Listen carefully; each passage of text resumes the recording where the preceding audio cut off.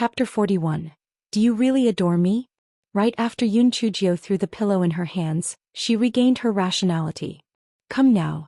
Why am I so impulsive? That pretty boy is not someone to be trifled with. Isn't this the same as me signing my own death warrant? Yun Chujio raised her head, and just as she expected, she saw Di Biming looking at her with a dark face. As for the pillow, well, it had already been reduced to dust. Hey dark-skinned thing, do you want to die? Di Biming took a few steps forward while he glared at Yun Chujio with a cold gleam in his eyes. Yun Chujio cursed in her heart. Doesn't this pretty boy turn hostile a little too quickly? He's so temperamental, he's basically schizophrenic. He was giggling over there like an idiot 1 moment ago, and he's pretending to be arrogant and aloof now. Since this pretty boy is so temperamental, he would really kill me, right? Damn it, this is a murder case caused by a pillow. Di Biming took a few steps forward again, and Yun Chujio felt the shadow of death covering her. What should I do? How should I deal with this? Yun Chujio's small face suddenly showed an expression of surprise and delight. Prince Charming? It's really you, Prince Charming. This is great. I thought I was dreaming just now. Prince Charming, I'm so fortunate to be able to see you again. I have to thank my ancestors now. Di Biming's facial expression became softer. He frowned. Since you're so excited to see me, why did you throw the pillow at me? Yun Chujio's mind whirred as she tried her hardest to think of an excuse. Two-faced woman. Since you want to die so much, it'll help you. Di Biming felt incredibly angry as he recalled the letter and Feng previously gave him. Yun Chujio jumped down from the bed immediately, threw herself into Di Biming's arms and held his waist. Prince Charming, actually, when I saw you coming so early in the morning, I knew that you must not have slept well, so I wanted to give you a pillow and let you have a good sleep. But I was a little embarrassed, so I ended up throwing the pillow at you. For a moment, Di Biming said nothing and did nothing. Yun Chujio's little heart raced. What's the meaning behind this? If he's not taking any action, I'm not either. If the pretty boy wants to kill me, I'll have no choice but to fight. His fatal acupuncture point is right in front of my eyes. At that time, it'll be a life and death struggle. At the moment Di Biming was hugged by Yun Chujio. His mind went completely blank, as if an explosion went off in his head. What kind of feeling was that, you ask? Well, it was as if there were thousands of fireworks exploding in his mind at that moment. He had not expected this dark-skinned, shabby-looking thing to have such a soft and fragrant body. Not only did he not find her embrace repulsive, he even felt a little restless. At that moment, both Di Biming and Yun Chujio thought about different things while holding each other quietly, and during that moment someone came staggering in. Supreme Lord. Supreme Lord. Listen to me, the dark-skinned thing did not die, she did not. When Enfeng saw what was happening in the room, he felt as if he had just taken a big step forward towards suicide. Supreme Lord, I did not see anything. I did not see you and dark-skinned thing hugging each other. Begone. Di Biming flung his sleeve and the poor Enfeng was sent flying out like a kite. Di Biming took the chance to push Yun Chujio away. Dark-skinned thing, who gave you the permission to hug me? Do you want to die? Yun Chujio rolled her eyes in her heart. Can't you use something else aside from this? So uncivilized. While the girl continued making sarcastic quips in her heart, she put on an abashed expression. Prince Charming, I just can't help myself. If you think I have sullied your precious body, you can just smack me to death. Di Biming cast a glance at Yun Chujio. Do you really adore me? Yun Chujio nodded as hard as a little chick pecking at grain. Yes, of course. It's absolutely true. You're my Prince Charming. You're the sunshine in my heart. You're the source of my life. Chapter 42. High and Mighty Pretender. After Di Biming listened to Yun Chujio, he was most pleased. His lips curled up slightly and he hummed softly. Yun Chujio cursed him secretly. Hum, my foot. You're just pretending to be high and mighty. Would you die if you talked more? Just what does the pretty boy mean by this? Is he intending to let me go? Di Biming took one step forward, and Yun Chujio was so nervous that it felt as if her little heart was going to jump straight out of her body. What does the pretty boy want? What does he want to do? Does he want to smack me to death? I already gave up my pride and the pretty boy still wants to continue bothering me? Does he think I'm an easy target or what? Yun Chujio clenched her fists tightly while they remained hidden in her sleeves. As soon as Di Biming made any move, she was prepared to die fighting. Little did she expect Di Biming to walk and keep walking past Yun Chujio. Instead he went straight to her bed. Dark-skinned thing, bring me a pillow. Di Biming took off his boots and coat and he laid down on the bed. What? Yun Chujio stood like a silly mushroom. He could not figure out what Di Biming meant for a moment. Di Biming frowned. Didn't you say that I should have a good sleep? How can I sleep without a pillow? Or were they all lies? Oh. Prince Charming, my bedding is kept by my maid, so I have trouble recalling where my pillows are kept. Yun Chujio was becoming more fluent in telling lies, and she wanted to take this opportunity to know whether her silly maid was still alive or dead. You're so stupid. This room has only 2 cabinets, you just need to check them. Truly, you're so idiotic that your head must be empty. Di Biming put his hands behind his head while he mocked her in a relaxed manner. Yun Chujio felt so mad that she was about to die of anger because of this lunatic. This is my house. That is my bed. Who the heck are you calling stupid? You're the stupid one. You're stupid from head to toe and even your hair is stupid. Yun Chujio scolded him from head to toe in her heart before she showed a flattering smile. Prince Charming, not only are you so good looking that nobody can beat you in terms of looks, you have remarkable foresight as well. Truly, I feel ashamed before you. Di Biming felt that the dark-skinned thing was really good at words.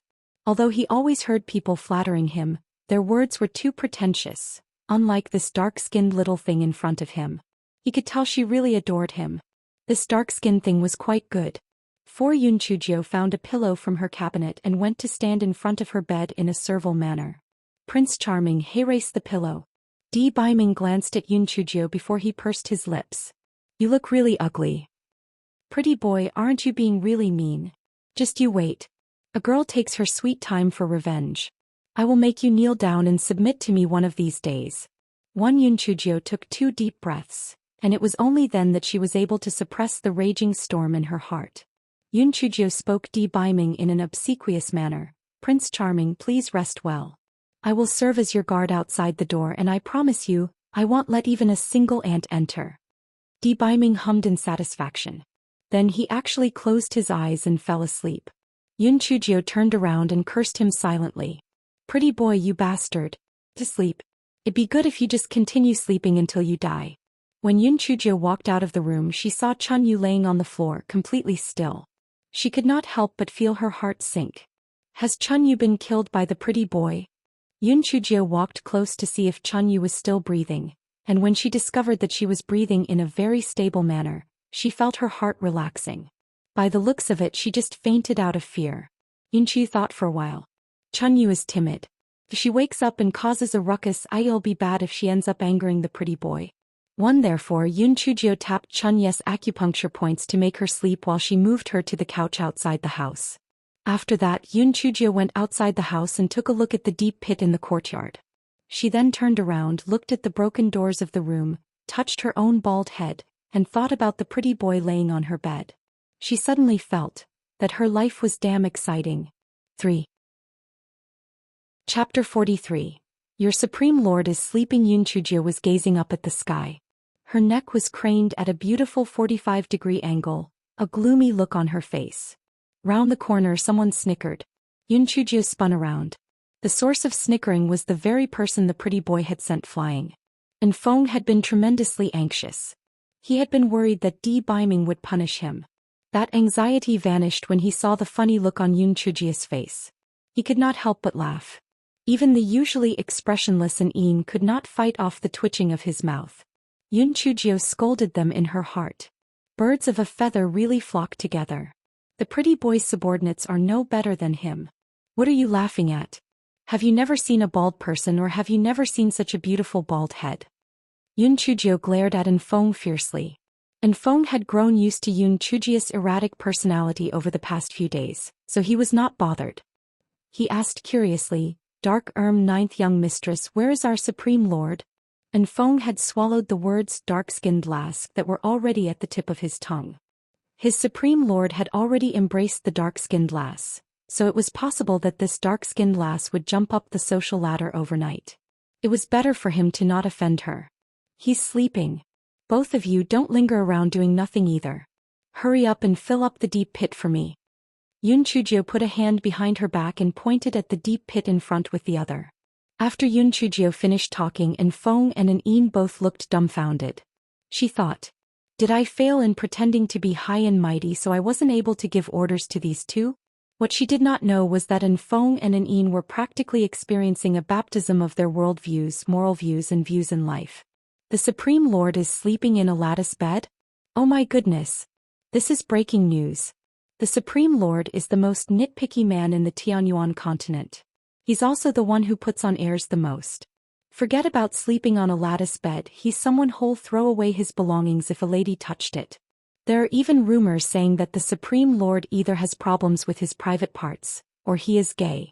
And Feng's gaze on Yun Chujio became even more respectful. The Supreme Lord must have fallen for this dark-skinned lass. I saw them hugging each other tightly. And when the Supreme Lord heard that this dark-skinned lass died, he rushed over overnight. What did this mean? This says that the Supreme Lord cares about this dark-skinned lass very much. Perhaps soon this dark-skinned lass will become a concubine for the Supreme Lord. Although her spiritual energy is too low and she can't be brought back to Tianyuan continent, the Supreme Lord can come over here, and we can also grab that chance to follow him along and come for a stroll. If the palace master and his wife know about this, they would be pleased. As Feng thought about this, he went off to fill up the deep pit in a servile manner. Yun Chujio blinked. Did I say something incredible? Why are these two guards behaving so respectfully toward me? Yun Chujio was not worried about others learning of the ruckus over here. Individuals like the pretty boy definitely had divine arts that could allow them to insulate sounds. Filling up the deep pit was a difficult task for Yun Chujio, but it was just a piece of cake for Feng, who had high spiritual energy. After just a while he moved all the soil around the pit back to where they belonged. Yun Chujio looked at the sun and touched her belly. It was time for breakfast. She had to go to the main kitchen. Firstly, she wanted to eat her breakfast. Secondly, she would not cause any suspicion just because no one went over to get her breakfast. If her newfound grandfather found out that she hid a man in the house, he might become so angry that he will faint. Besides, this pretty boy was temperamental. It would be bad if he injured the people in the Yun family. Yun Chujio picked up a branch struck by lightning last night from the floor, walked into the house and started to draw her eyebrows in front of a mirror. As a Secret Service agent in her previous life, putting on a disguise was something normal for her, so drawing eyebrows on her face was just a piece of cake for Yun Chujio. Soon Yun Chujio had drawn a pair of eyebrows that looked exactly like her original eyebrows. She then removed the bamboo hat hanging on the wall, put it on her head and walked out of the house. He was not as stupid as to tell the truth. So he grinned and said, "Our Supreme Lord suddenly felt a pain in his heart yesterday night, and he thought something happened to you, so we rushed over that same night. I noticed there was nothing abnormal in the residence and went to inform the Supreme Lord. But I didn't expect that I'd get chased out by the Supreme Lord." Yun Chujio naturally did not believe in the nonsense and Feng just spouted away, but she had not expected Di Biming to send someone to protect her in secret, so she did not continue demanding answers. And Feng sighed in relief in his mind. It's not easy to trick this dark-skinned lass. I need to be more careful later on. Ninth young mistress, what's wrong with your hair and eyebrows? And Feng pretended like he knew nothing. I accidentally got struck by lightning. Yun Chujio just whipped out a half-truth. And Feng was cackling in amusement in his heart. Accidentally? Aren't you the one who went out of her way to attract lightning? But why did you go and attract lightning anyway? Ninth young mistress, our Supreme Lord can get a hair growth pill for you. After dissolving it in water, wipe it on your head and it can speed up hair growth. Once our Supreme Lord is awake, you can ask it from him. And Feng then thought, Supreme Lord, this is all I can help you with. I hope you can reduce my punishment because of this. Just as he expected, happiness bloomed on Yun Chujio's face. Is that true? If I use this hair growth pill, how long will it take before my hair grows? Although it can't help you recover it to the point that it used to be, it can still help you gain an inch per day. Yun Chujio nodded. It's fine even if it's just an inch per day. It's better than being bald. Yun Chujio made up her mind. No matter what, she would absolutely get the hair growth pill from the pretty boy later on. 2 hours later, Di Biming's voice traveled out lackadaisically from the room. Dark-skinned thing, I'm hungry. Chapter 45. Please help me, Prince Charming. Yun Chujio gnashed her teeth in secret. Excuse you. What does being hungry have anything to do with me? Am I your mom or dad? But while Yun Chujio thought gloomily in her heart, she said, Prince Charming, your breakfast is still warm, I'll bring it to you now. Yun Chujio felt that she would definitely go crazy if she continued acting like this. Yun Chujio carried a food box and went into the room in a servile manner. Luckily, the three people outside had only eaten the food in one food box in the morning, and as it happened she could just give this food box to Di Baiming. Di Baiming was leaning against the bedside lackadaisically, and he smiled a little when he saw Yun Chujio striding inside. Prince Charming, you're awake now? Why do you look even more charming after your sleep? Yun Chujio put on a fawning look. Di Baiming had enjoyed Yun Chujio's great confession and hummed faintly. He moved in front of the table and ate his breakfast slowly. Yun Chujio put her hands under her chin and kept looking at Di Baiming without blinking. Darn it! How could this pretty boy be so good-looking? It's so unreasonable. I really wish I can draw a small tortoise on his face. Let's see whether Hell still looks so pretty even after that. As Yun Chujio continued thinking, an enigmatic smile showed up on her face. Di Baiming naturally noticed Yun Chujio's passionate gaze and felt proud. This dark-skinned thing must be deeply in love with me, or else she would not look so infatuated even when she looks at me eat. After Di Baiming ate his meal, he coughed, and Yun Chujio snapped out of her sweet dream. Prince Charming, you finished eating? Yes. Prince Charming, let me give you a massage. Yun Chujio quickly tried to curry favor with Di Beijing when she remembered the hair growth pill and Feng mentioned. Di Baiming was stunned. He was still not used to having someone be so near to him. But he was not that averse to Yun Chujio's presence, and as if he were granting a special favor to Yun Chujio, he said, all right. Since you're so sincere, I'll allow you to do it. Yun Chujio felt like strangling this pretty boy who just loved to pretend to be cool. But unfortunately for her, she could only think about it. Yun Chujio ran behind Di Baiming in a servile manner and started to seriously massage Di Baiming's shoulders. In the beginning, Di Baiming's body was quite taut. But no one knew whether it was because Yun Chujio's skills were really good or whether it was for some other reason, but Di Baiming slowly relaxed and he felt that the sensation of being massaged was actually pretty good. Even the dazzling sunlight shining from outside became pleasing to the eyes. Prince Charming, could you help me out a little? Yun Chujio finally let the cat out of the bag. Speak, said Di Baiming faintly with his eyes closed. Well, isn't my hair all gone? I'm really a little ugly because of it, and I know that you have a lot of methods up your sleeves, so could you help me get some pills that will promote hair growth? How did you lose your hair? Di Baiming did not agree nor disagree. Yun Chujio blinked, thought about things for a while and decided to tell the truth. I mean, I'm useless when it comes to cultivation, right? But after being struck by lightning yesterday, I found out that I can absorb the power of lightning. So I climbed up to the tree and wanted to absorb more. But I didn't expect myself to overdo it, so I ended up like this. Di Baiming's expression changed. What? Absorbing the power of lightning? Di Baiming thought about this for a moment.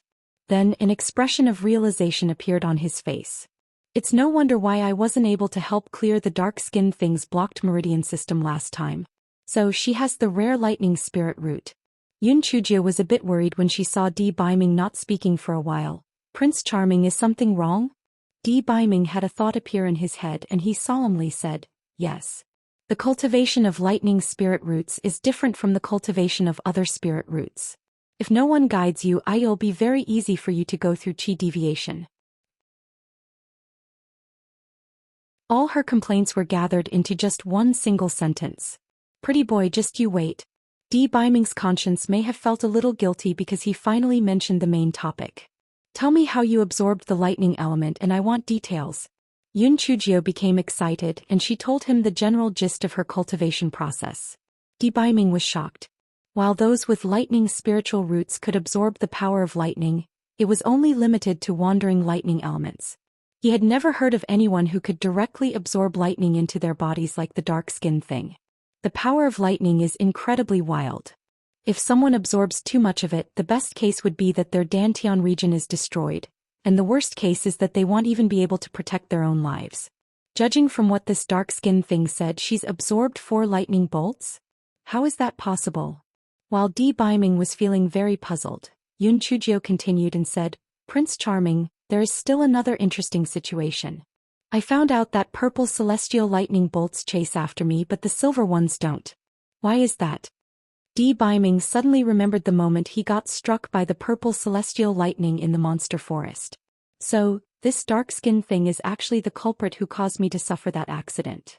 Yunchujio suddenly felt her skin crawl, and she noticed Beiming looking at her so angrily that it looked like he wanted to rip her to shreds. She was completely dumbfounded. Chapter 47. Your smile is really ugly, dark-skinned thing. You caused me to be struck by celestial lightning. How do you think you should be sentenced? Beiming stared at Yunchujio eerily. Yunchujio's head worked fast and she quickly understood the meat of the situation, so she spoke in a slightly shy tone. Prince Charming, this just shows that the heavens have determined that we share a fate together. If it wasn't for the celestial lightning, how would I have gotten to know you, Prince Charming? The celestial lightning is our matchmaker. Too, however, she actually felt that her anger had been vented slightly. Serves you right. Why didn't the lightning kill you? Anyway, this may turn out to be a good method. Next time if I have a similar chance, I'll hold this pretty boy and let the celestial lightning kill him. Beiming had no idea that Yunchujio was actually vying for his death. He carefully and deliberately thought Yunchujio's words through, and he felt a strange feeling in his heart. It was as though there were small feathers gently brushing over it. Prince Charming, is my situation normal or not? When Yunchujio saw that Beiming was not speaking, she felt incredibly ill at ease. It was only then that Beiming's mind returned to the present. Your situation is unheard of. Although a normal lightning spirit root can absorb the power of lightning, it is only limited to absorbing wandering lightning elements. The power of lightning is very wild. If it's absorbed directly, best case scenario, it damages the Dantian region, but worst case scenario, the cultivator does not survive. But I'm still alive and kicking, Yunchujio said, feeling puzzled. Well, your situation is relatively rare, and the purple celestial lightning usually strikes only when the cultivator is trying to get through a tribulation. Why would it chase after you? It's really strange. Beiming furrowed his eyebrows. He did not like such situations where things were out of his control, and he had a feeling that this dark-skinned thing would soon escape his grasp. Yunchujio made a sarcastic quip in her mind. Didn't you pretend to be all high and mighty and say that you'd guide me just now? Nonsense. So you don't know what's going on with me either. Beiming glanced at Yunchujio and he instantly saw the disdain that fleeted in her eyes. Beiming became livid. Dark-skinned thing, how dare you look down on me? Do you want to die? Yunchujio shrank back in fear. What the heck? Does this pretty boy know how to read minds? Prince Charming, I didn't mean that. I was just scoffing at myself. Don't I just look like trash? If even you have never heard of this situation before, then I definitely have no hope in becoming a cultivator. Chapter 48. Not any ordinary bald head, really ugly. Really ugly. Yunchujio was thankful that her hair had all been burned off, or else she would have definitely been so infuriated right then that her hair would probably start burning. This pretty boy's mouth is really foul. After Beiming finished speaking, he quickly went away with an Feng and an Ing. He looked as if he was fleeing after being defeated. Supreme Lord, is there something urgent going on in the palace? And Feng asked curiously. Beiming glared at him fiercely. Why are you following me? Shouldn't you go back to protect that dark-skinned thing? And Feng hunched his shoulders. Supreme Lord, you can rest assured that I will protect the 9th young mistress and guarantee that she will not be hurt at all. And Feng, has your brain been functioning right lately? Do you need to go to 1,000 feet lake to refresh your mind? Beiming calmed down and glanced at Feng coldly. Feng suddenly became alarmed. After he remembered what Beiming told him last time, he quickly said, Supreme Lord, I understand. If the 9th young mistress' life is not threatened, I will not take any action. Beiming scoffed coldly. Do not let this happen again. Once Feng watched Beiming leave into the distance. He wiped off his cold sweat and returned to the Yun family. Yunchujio rested her chin on her hands and started to worry. I can say that the big tree in the courtyard was struck down by lightning, but what am I supposed to say about the door? After thinking for a while, Yunchujio's eyes lit up and she had an idea in her head. Yunchujio unsealed Chunye's sleep acupuncture point, and the little girl shouted when she opened her eyes. Milady, are you okay? What happened? I heard a bang and I lost consciousness after that. Ahem. A powerful person came here yesterday. Yun Chujio started to spout nonsense with a serious face. A powerful person? Milady, why did a powerful person come here? Why did he break our door? He didn't do anything to you, did he? Chunyu looked worried. Not only did that powerful person not hurt me, but he also accepted me as a disciple. He'll be able to become a cultivator in the future. Yun Chujio said excitedly. Chunyu had a simple personality and she did not doubt Yun Chujio's words. Really? That's really great. Milady, where is your master? She said happily. Ahem. My master has an unsightly appearance and is unwilling to be seen by others. He left after guiding me a little. He will teach me again another day. Yun Chujio was getting better at lying. And Feng was hiding in the dark and the corners of his lips unwittingly twitched. This dark-skinned lass is really good at spinning tales. Our Supreme Lord is so handsome that mortals and gods are envious of him. How could she say that he looks unsightly? Ninth young mistress, how could you say something like that without feeling guilty? After Yun Chujio ate her lunch, she skipped out of her courtyard wearing a bamboo hat. Grandpa, your granddaughter, young Jiao is here to see you. Yun Chujio yelled cheerfully outside Yun Xiaoshan's study. Come in. Yun Xiaoshan's hearty voice came from the room. Yun Chujio leaped into the room and grinned at Yun Xiaotian. Grandpa, I'm here to tell you a piece of great news. Great news? It's not raining outside, why are you wearing a bamboo hat? Yun Xiaotian asked in puzzlement. Oh, Grandpa, what do you think of my new hairstyle? Isn't it shiny? Yun Chujio took off the bamboo hat swiftly. Yun Xiaoan jumped out of his seat in shock. He trembled as he pointed at Yun Chujio. Ridiculous. You're being plain ridiculous right now. Are you going to be a nun? Grandfather, don't be angry.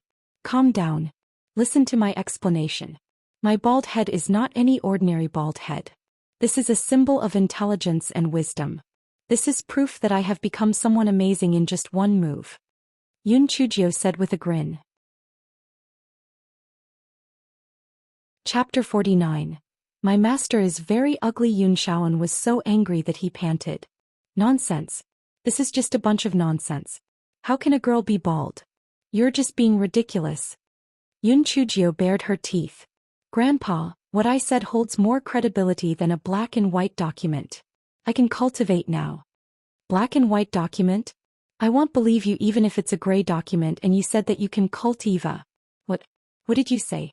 You can cultivate now? Yun Xiaotian could not believe his ears. Of course it's true. Grandpa, I was struck by lightning in the courtyard yesterday.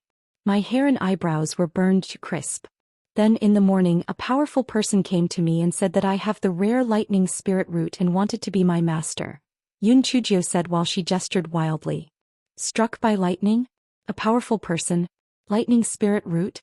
He wants to be your master? Yun Xiaotian felt that he could not make any sense out of Yun Chujio's words. Yun Chujio nodded, feeling incredibly pleased with herself. Yes, that's right, Grandpa. I will be able to cultivate from now on. I will strike down anyone who dares to bully the Yun family in the future. Yun Xiaotian was still having a hard time trying to believe her. Lightning spirit root. I have never heard about it before. Grandpa, my master said that the lightning spirit root is rare. That is why so many people have not heard of it. Yun Chujio pushed all responsibility onto her fake master. Although Yun Xiaotian still appeared doubtful, he was actually a great deal happier with the situation. Oh, that's good. Regardless of what the spirit root it is, as long as you can cultivate it'll be good. Youngjia, where's your master? Please invite him over immediately. No, I'll go and thank him myself. Yun Chujio hurriedly waved her hand. No, there's no need for that. My master is someone who keeps a low profile and he is very ugly. He has a scar on his eye, a bulbous nose and a toad-like mouth. He doesn't want to meet people and has already left. Yun Chujio was feeling really pleased with herself with all the lies she told. Pretty boy, didn't you say that I was ugly? Now it's my turn. You are so ugly that you can't meet anyone. Youngju, stop this nonsense. You are not to go back on the teachings of respecting your master. How can you slander your master like that? Yun Xiaotian glared at Yun Chujio. Yun Chujio felt wronged. She never dared to scold the pretty boy in front of his face. but when she badmouthed him behind his back, her newfound grandpa decided to nag her. Yun Chujio pursed her lips. Got it. Yun Xiaotian asked for a little more details, but Yun Chujio brushed him off with half-truths. Grandpa, I know that I must be really conspicuous right now, so I'll work hard and practice cultivation in my courtyard over the next few days. Yun Chujio touched her bald head and said with a dry chuckle. Yun Xiaotian thought that Yun Chujio looked a little ugly too, so he nodded and agreed to her request. The grandfather and granddaughter pair chatted for a while. Then Yun Chujio put on her bamboo hat and skipped out of the house. Yun Chujio met Butler Ji as soon as she walked out of the courtyard. She smiled and said, Butler Ji, I was just looking for you. Can you please make arrangements to fix 2 doors? As luck would have it, my doors were, broken again. Butler Ji was stunned. Again? Hee, just like the last time they were reduced to bits. Yun Chujio felt that the doors in her residence were really unlucky. Butler Ji looked dumbfounded. Is there really a powerful person who is targeting the Yun family? Butler Ji agreed to her request with a few ambiguous words and slipped into Yun Xiaoshan's study room as quickly as a rabbit. Yun Chujio blinked and shrugged. She then headed back to her courtyard. In the evening, Butler Ji asked someone to install the new doors. Butler Ji was now more respectful toward Yun Chujio. My goodness. The 9th young mistress master has actually managed to destroy the doors to this extent? The 9th young mistress will have a bright future ahead of her.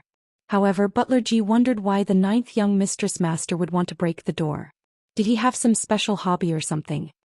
As for a certain supreme lord who was suspected to have a special hobby, he was currently studying diligently in a library. Chapter 50. 1 tea egg. There were thick piles of jade slips on the ground, and D. Biming's usual cold expression was full of irritation. Even after he looked through so many jade slips, he could not find anyone with a case that was the same as the dark-skinned thing. It was basically unheard of for anyone to be able to directly absorb the power of lightning. The more he thought about it, the more he felt that the dark-skinned thing possessed an unusual physical constitution. The lightning tribulation was the most feared tribulation among cultivators. Countless powerful people had been defeated by the lightning tribulation, but here was the dark-skinned thing, capable of directly absorbing it. It was so illogical that it was terrifying just hearing about it. D. Biming did not like the situation. Although he did not understand what kind of mentality he had, he felt extremely awful because the situation was out of his control. He spent the whole night in the library. The first reason was that he wanted to find an explanation for Yun Chujio's special body constitution. The second reason was that he wanted to find a suitable cultivation method for Yun Chujio. The next morning, D. Biming sighed. His eyes were red, and he was still unable to find anyone with the same situation as the dark-skinned thing. Fortunately, he finally found a slip containing skills that were suitable for the dark-skinned thing. D. Biming had carefully selected a cultivation technique called Thousand Illusion Lightning. It was suitable for those with lightning spirit roots, and there was no upper limit to the technique, which meant it was a technique that could be upgraded infinitely. Send this 1000 illusion lightning and bottle of hair growth pills to the dark-skinned thing. Yes, Supreme Lord. As was about to retreat, D. Biming added, tell that stupid thing that she must not let others know about her ability to directly absorb the power of lightning, or else she'll just end up attracting trouble. Also, get her to train well. If she can't reach the 2nd level of Spirit Refinement Realm after a month, I will show her no mercy. Yes, Supreme Lord. Arrived at Yun Chujio's courtyard in the same evening. Yun Chujio was enjoying her dinner, and Chunyu was startled by when he appeared abruptly. Just as she was about to call for help, Yun Chujio said with a smile, "This is my master's servant." It was only then that Chunyu calmed down, but she still looked at him curiously. 9th young mistress, these are the hair growth pills and cultivation technique that the Supreme Lord asked me to deliver to you. Respectfully gave the items to Yun Chujio. Yun Chujio took the items with a smile and said in her heart, at least there is something good about the pretty boy. He's someone who keeps his promises. 9th young mistress, the Supreme Lord also wants me to tell you that you must not let others know about the fact that you can directly absorb the power of lightning in order to avoid drawing trouble to yourself. Said solemnly. Yun Chujio nodded. Well, although the pretty boy is horrible, he still has some saving grace. 9th young mistress, The Supreme Lord also said that if you are not able to reach the second level of spirit refinement realm after a month, he will show you no mercy. And Een recited Di Biming's statement word for word.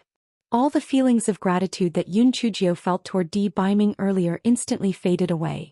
One bastard. It's impossible for me to reach the second level of spirit refinement realm in a month. The pretty boy is just trying to cause me trouble. A thought then bloomed in Yun Chujio's head. She glanced at her table and picked up a tea egg. Chunyu, wrap this tea egg in oil paper. Yun Chujio took the wrapped tea eggs and handed them to an Een. An Een, take this tea egg to your Supreme Lord and tell him that this is from me. An Een felt his lips twitch. What does she mean by giving him a tea egg? The ninth young mistress is too stingy. It's the first time I've encountered someone giving tea eggs to my Supreme Lord.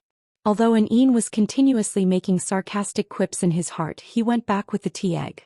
Milady, there are so many good things in our house. Why did you give your master only one tea egg? Well, tea eggs are easy to carry and they are nutritious. The gift itself may be small, but my expression of goodwill is great, Yun Chujio said while she suppressed her grin. Giving someone a tea egg is equal to asking a person to go away. Of course, it can also be understood as calling a person an idiot or a bastard. Well, no matter what, it feels good to vent.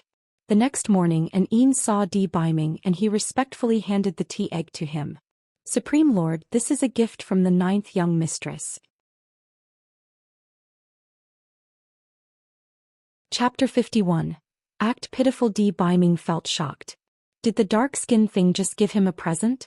Di Biming said coldly, put it on the table. Why should I want her silly gift? You may leave now. Yes. Di Biming cast a sidelong glance at an Een while he left. Only then did he open up the oil paper wrapping on the table in excitement.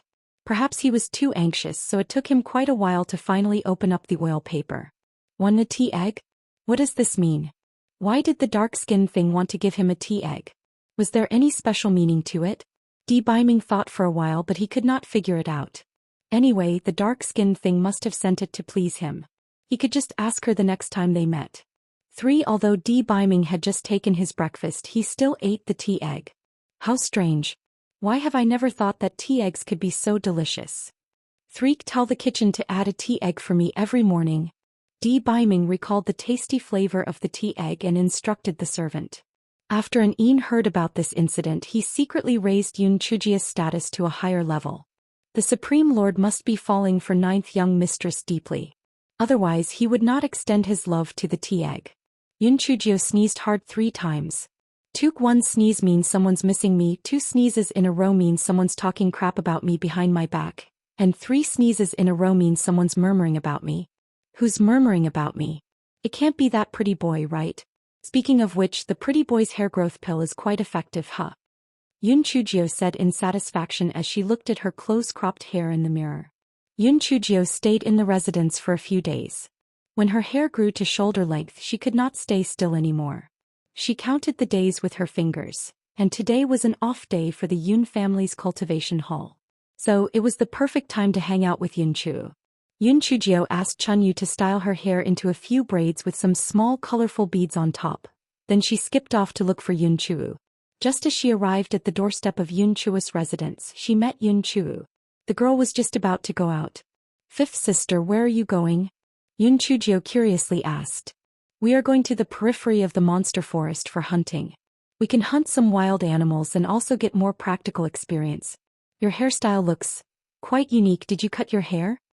Yun Chu was a girl, so she noticed Yun Chujio's new hairstyle at first glance. Yun Chujio twirled proudly. Of course. It's mainly because I'm born pretty, so I look good with every hairstyle. Yun Chu's eyelids twitched a little. Young Jio is becoming more shameless. Fifth sister, I want to go with you. I'm bored to death. Yun Chujio linked arms with Yun Chu and did not want to let go. Yun Chu failed to dissuade Yun Chujio, so she could only say, you can go, but no running around. Every corner of the monster forest is dangerous. If you encounter a high-tier monster, you'll be in trouble. Yun Chujio nodded a few times. Fifth sister, I promise it'll be good. I just want to go outside and get some fresh air. Yun Chu brought Yun Chujio to the main entrance. The other disciples of the Yun family also came one after another. Only Yun Chuer and Yun Chusha were not there.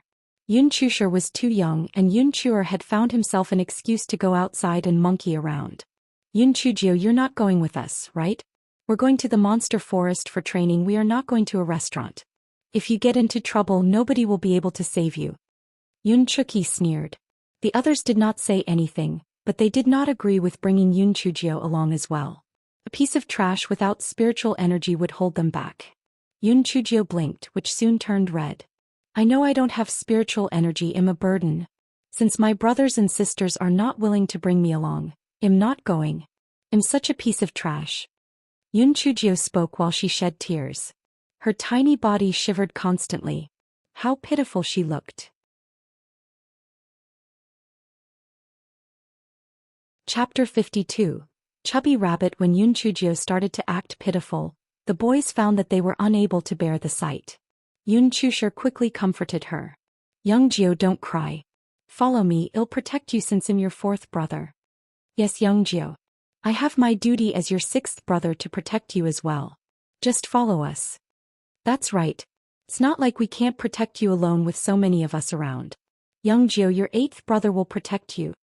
Yun Chuba held out his fist and said boisterously. Old eighth, forget it. You might end up being the one who needs protection. You're just at the second level of spirit refinement realm and you want to be a hero? Yun Chuki said tartly when she saw everyone protecting young Jio. Seventh sister, you just reached the third level of spirit refinement realm. Your achievements aren't a big deal either. Yun Chuba was a hot-blooded young man. When he heard Yun Chuki's trash talk, he immediately fought back tit for tat. Yun Chui coughed dryly a few times. All right, stop arguing. We'll bring young Jio along and I'll protect her. Let's go. As the eldest, Yun Chujio still stood as an authoritative figure among the younger members of the Yun family.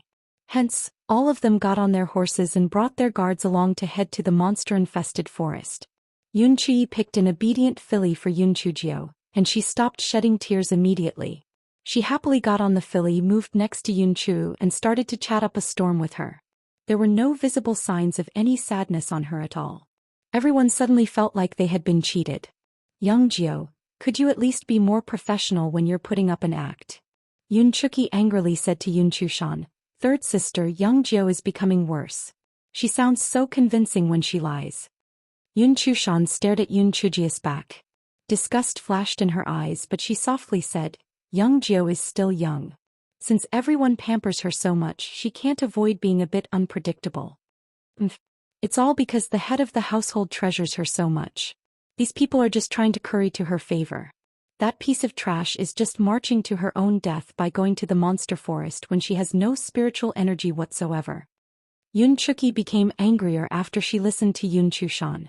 Yun Chushan smiled but said nothing. However, she did think about something. It'll be pretty good if an accident happens later. This Yun Chujio is becoming even more difficult to understand than before. And she's getting more annoying. 2 hours later, the people of the Yun family arrived on the outskirts of the monster forest. All of them got down from their horses, took 2 guards with them, and entered the forest. Yun Chujio had fled in a hurry last time, so it was only natural that she did not have time to observe the forest carefully. The monster forest looked slightly similar to the rainforests in her previous life. Other than the tall trees, there were also a lot of vines and shrubs. Young Jio, these coral berries are sweet and sour. Girls love them. Yun Chuba twisted off a twig for Yun Chujio and red berries covered the entire twig. Thank you, eighth brother. You're so kind. When Yun Chujio heard there was something to eat, her eyes immediately lit up with joy. Once she finished speaking, however, Yun Chujio could not help but feel amused. This poor, unfortunate soul. Why are you ranked 8th in the house? You just had to get the number that means busybody, huh? Yun Chuba looked at Yun Chujio's smiling face and he thought, this young Jio is really cute. Why didn't I notice last time? Having a younger sister like her feels pretty good. Everyone be careful. A monster is coming over. Yun Chi quickly warned them. Everyone swiftly hid their bodies and waited for their prey to appear. Yun Chujio was quite excited. I haven't seen a monster before. What does a monster look like? Soon a gray monster appeared. Yun Chujio focused on it. Oh my, isn't this just a chubby rabbit? Do we need to be so serious with such a weak rabbit? Yun Chujio soon cast aside her childish thoughts because the weak-looking rabbit actually spat out a wind blade. Chapter 53. You want to get close to me, huh? The wind blade from the gray rabbit was very sharp. It managed to cut off a twig that was about the breadth of a finger. Yun Chulu and Yun Chuba jumped out and two of them started to fight with the gray rabbit. Yun Chujio found this incredibly interesting. Those from the first level in Spirit Refinement Realm to the third level in Spirit Refinement Realm could not release their spiritual energy yet. The only thing better about them compared with normal humans was that they were more agile. Those at the fourth level in Spirit Refinement Realm could release their spiritual energy to launch attacks, and they could make a shield with their spiritual energy to protect themselves. Yun Chulu was at the third level in Spirit Refinement Realm while Yun Chuba was at the second level in Spirit Refinement Realm. Neither could release their spiritual energy, but fortunately, the gray rabbit needed some time to gather its power before it could spit out its wind blade. So both of them could still handle the rabbit with their nimble movements. After half an hour, the gray rabbit became a dead rabbit. With a heroic air, Yun Chuba spoke to Young Jio. Young Jio, did you see how capable I was? I'll take care of you in the future. Yun Chujio put on an admiring look. Sixth brother, eighth brother, you're both awesome. You're so ignorant. It's just a first-tier wind-blade rabbit, I can kill it alone. What's so amazing about that? Yun Chuki sneered by the side. Yun Chujio rolled her eyes in her heart. Is Yun Chuki's zodiac sign a hedgehog or something? Yun Chuba was naturally unwilling to accept what she said, so he started to argue with Yun Chuki again. Yun Chui's expression darkened. Chuki Chuba, if both of you keep causing a ruckus, go home. Yun Chuki and Yun Chuba glared at each other. They stopped talking and they looked rather ashamed of themselves. Everyone continued to walk further into the forest. They met some monsters back to back, but those were just first-tier monsters. Yun Chujio never really realized just what kind of strange world she had come to in the past. But since she saw a rabbit spitting out a wind blade, a pheasant whose feathers could become arrows, and a squirrel that could spit fireballs, she felt like she had finally uncovered a corner of this world. These first-tier monsters may have had their special abilities, but there was a gap between each time they could use their abilities. Therefore, although the disciples of the Yun family suffered from some superficial wounds, they could still handle the monsters. In a while, the guards had held quite a number of spoils in their hands. Very soon it was noon. The group efficiently prepared the prey and started to roast the meat. Yun Chujio's eyes sparkled. She kept her eyes fixed on the sizzling meat and she could not look away. Such a big eater. You glutton. Yun Chuki glared fiercely at Yun Chujio. Seventh sister, are you desperate to get closer to me? Yun Chujio's gaze finally moved from the roasted meat to Yun Chuki. Get closer to you? You're thinking too highly of yourself. Trash, stop. Since you don't want to get closer to me, then stop placing your attention on me. You just keep talking about me, you know? So I thought you really wanted to attract my attention. Yun Chujio schooled her face and cast a profound glance at Yun Chuki. Yun Chuki subconsciously felt a little scared. She thought that Yun Chujio's eyes were even sharper than those of the monsters, so she told Yun Chujio that she was just running her mouth off, albeit in an abashed manner. Then she went off to search for Yun Chushan. Finally, the world around her became quiet and the meat was also done. Yun Chujio was not afraid of being scalded. She grabbed the rabbit leg that Yun Chi passed to her and started to munch on it. Yum. Yummy. Delicious. Tastes so good. Yun Chujio was extremely happy. This monster meat tastes much better than normal meat. It's so fresh and tender, fat but not greasy, lean but not dry. It's a true delicacy. While Yun Chu was eating happily, Yun Chi shouted, "Hide. A second-tier monster is coming over." Yun Chu dragged Yun Chujio to the shrubs at the side to hide. Yun Chujio was so angry that she glared in anger. Why did this friggin' monster have to come now? Damn it.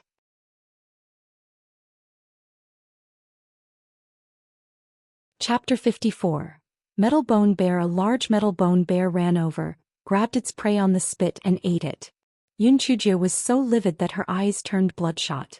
Damn it. I haven't had enough yet. How dare you come over and steal my food? Die. Yun Chu was terrified by the fierce aura oozing out of Yun Chujio and she thought, what's going on with young Jio? Is she too scared? Yun Chui glowered and whispered, Theoretically speaking, this area should only cover the first-tier monster's sphere of activity. Why is there a second-tier metal bone bear over here? Big brother, this metal bone bear could have been attracted by the monster meat. Although it's quite hard to deal with it, we can still work together and kill it. Who knows? Maybe there are crystal cores in its body. Yunchuba said excitedly. All of you do not get involved. Chusher and I will handle this. Yunchui glanced at Yunchusher, and both of them blocked the metal bone bear by positioning themselves in front as well as behind it.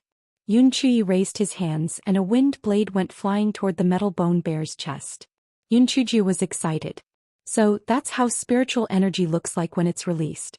That's so cool. Fim at the 4th level in Spirit Refinement Realm, would I be flinging celestial lightning bolts every time I raise my hands? Phew, it sounds awesome even when I'm just thinking about it. Although the wind blade cut into the metal bone bear, it brought no damage to it due to its rough and thick hide. It did, however, make the metal bone bear furious. The metal bone bear growled, raised its large paw and waved it at Yunchui, who was in front of it. Yunchui immediately moved his body and dodged the hit from the metal bone bear. At that moment, Yunchusher waved his hands behind the bear, and a fireball the size of a fist flew toward the metal bone bear. The metal bone bear's black fur instantly started to burn. The monster may have been huge, but it was very agile. It rolled on the ground and extinguished the fire. It was now completely livid. It started to growl loudly. Growl. Similar growls could be heard from a spot not far away. Oh no. There is still another metal bone bear nearby. Yunchui was terrified. The metal bone bears could be a couple. It would have been easy to fight with just one, but to fight 2 of them would be incredibly hard. However, it was too late for them to leave now. Another metal bone bear, which was even larger than the first, growled and rushed toward the shrub where the members of the Yun family were hiding in. Oh no. This is a 3rd-tier metal bone bear. Climb up the tree. Yunchu pushed Yunchujio away. Meanwhile, the other members of the Yun family fought with this metal bone bear. Those who were not engaged with the first were all at the 3rd level in Spirit Refinement Realm, so they were not able to perform long-ranged attacks. But the metal bone bear was extremely powerful and soon some guards were injured. The others also suffered varying degrees of injuries. Yunchujio sat on a tree branch and frowned. They're just attacking without any order at all. Seriously, they'll just waste their energy and the results will not even be good. Yunchujio's mind raced and she thought of something. She shouted loudly, 5th sister. Use your sword and stab its eyes. 6th brother, cut its ears off with your saber. 7th sister, use your sword and poke its asshole. One Yunchuki was so livid that she almost got a stroke when she heard that, but she knew it was not the time for her to get mad. Hence, she could only focus on attacking the metal bone bear's asshole like a tragic heroine.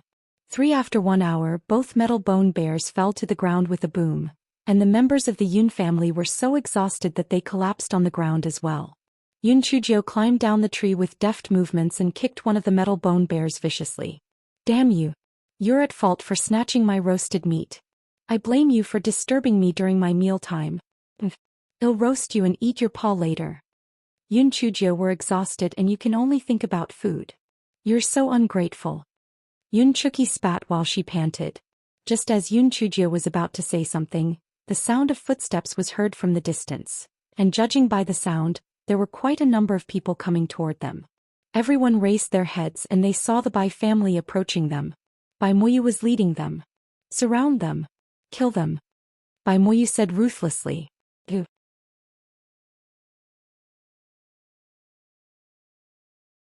Chapter 55. That's your love for me. Bai Moyu, are you mad? Although there has always been bad blood between our families, we have a mutual agreement to not rob or kill each other. What are you trying to do now? Yunchi felt his heart sink. Right then, everyone was exhausted and it was impossible for them to fight back. Even if they fought, they would definitely be killed. Bai Moyu sneered. All of you should be grateful to Yunchujio. If she hadn't offended me first, I wouldn't be so cruel. I'll kill all of you so that the Yun family will have no offspring. I'd like to see just how you can even think about opposing the Bai family by then. Yunchuki glared at Yunchujio fiercely. As for Yunchushan, she had a strange expression as if she was cooking something up in her mind. Yunchujio never expected Bai Moyu to do such a thing. Seriously, he's a real sinister one. Unless the Yun family managed to completely retreat today, they would definitely hold a grudge against her. Yun Chujio would not be able to gain a footing in the Yun family in the future as well. Bai Moyu Youngjio only scammed 500,000 taels of silver from you. We can just return it to you once we get back. Yun Chui hoped to buy them some time. Once everyone's stamina recovered, they might actually have a winning chance. Bai Moru walked out from the back and she looked savage. Brother, you don't have to talk to them. Just kill them. Pass Yun Chujio to me, I'm going to kill her myself. Yun Chushan suddenly spoke up. Young Master Moyu, Miss Moru, since Yun Chujio is the cause of this problem, we can just hand her over to you. There's no need for us to make a big fuss over this. Even if you really fight with us, you might not be able to achieve complete victory. A thought then materialized in Bai Moya's head. Third lady, what you've said is reasonable. All right. As long as you leave Yun Chujio behind, all of you can leave immediately. Chushan, enough with the nonsense. Youngjio is our sister. There is no way we are abandoning her. Yun Chui rebuked Yun Chushan. Big brother, I can't bear leaving Youngju behind too, but we can't just cast away the majority for the minority. Are all of us going to get killed because of her? Youngjio, tell us, shouldn't you be responsible for this? Yun Chushan asked Yun Chujio as though she could not bear the thought of sacrificing her too. However, before Yun Chujio could say anything, Yun Chu became the first to oppose Yun Chushan's decision. No. I won't agree to it. I'll never hand Youngjio over to them. If worse comes to worst, we can just fight them to the death. I won't stand for this too. I'm not afraid to die at all. I'll just be reincarnated and 12 years later I'll still be a man. I, Yun Chuba, will not betray my sister just so that I can survive. Exactly. At worst, we can all die together and become siblings again in our next life. Yun Chulu forced himself to stand and he carried his large saber so that he could shield Yun Chujio. Chushur, Chuki, what do you say? Yun Chui looked at Yun Chushur and Yun Chuki. Yun Chushur smiled coldly. We, members of the Yun family, are willing to fight to the death instead of staying alive without dignity. If you want to kill Youngjio, you will need to do it over my dead body. Chuki, what about you? Yun Chushan's face was a little pale. She did not expect that within just a few days Yun Chujio, who had been disliked by everyone, would gain so much popularity. She looked at Yun Chuki. Yun Chuki is always treating Yun Chujio as if she's her greatest enemy. She'll definitely side with me. Yun Chujio might be a rascal, but that's a private matter within the Yun family. Members of the Bai family, who do you think you are? Yun Chujio still needs to remain alive to be my punching bag. Yun Chuki forced herself to stand up as well and she brandished the sword in her hands. One Yun Chushan was shocked. She had thought that at the very least Yun Chuki would stand by her side. Yun Chujio was extremely shocked as well. Seventh sister. It's no wonder why you always cause me trouble. So that's your love for me. Yun Chuki gave Yun Chujio a death glare. Get lost. Yun Chushan felt deep loathing in her heart. She could not understand why these people would want to protect Yun Chujio even at the risk of death. Still, she smiled bashfully and said, since everyone is so fearless, I will naturally not fear death as well. Come, let us die together.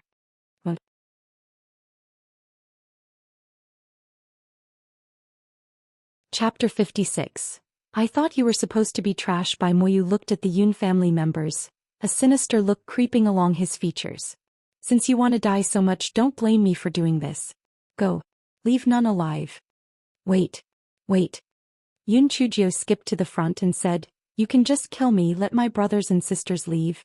Youngjio, come back. Yun Chu immediately reached out to pull Yun Chujio back. Youngjio. Yun Chuyi and the others also stood in front of Yun Chujio to shield her. Yun Chujio.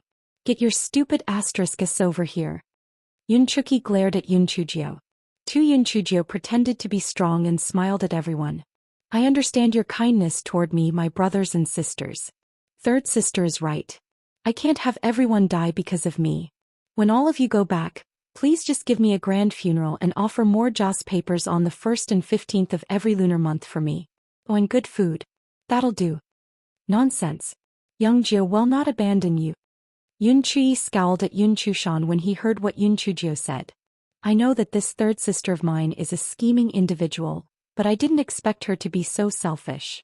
The other members of the Yun family also looked at Yun Chushan in disapproval, and they too tried to persuade Yun Chujio from sacrificing herself. Yun Chushan lowered her head, losing the courage to meet the people's gazes. In her heart was a deep hatred for Yun Chujio. Yun Chujio, you better die today. Or else, I'll kill you one day with my own hands.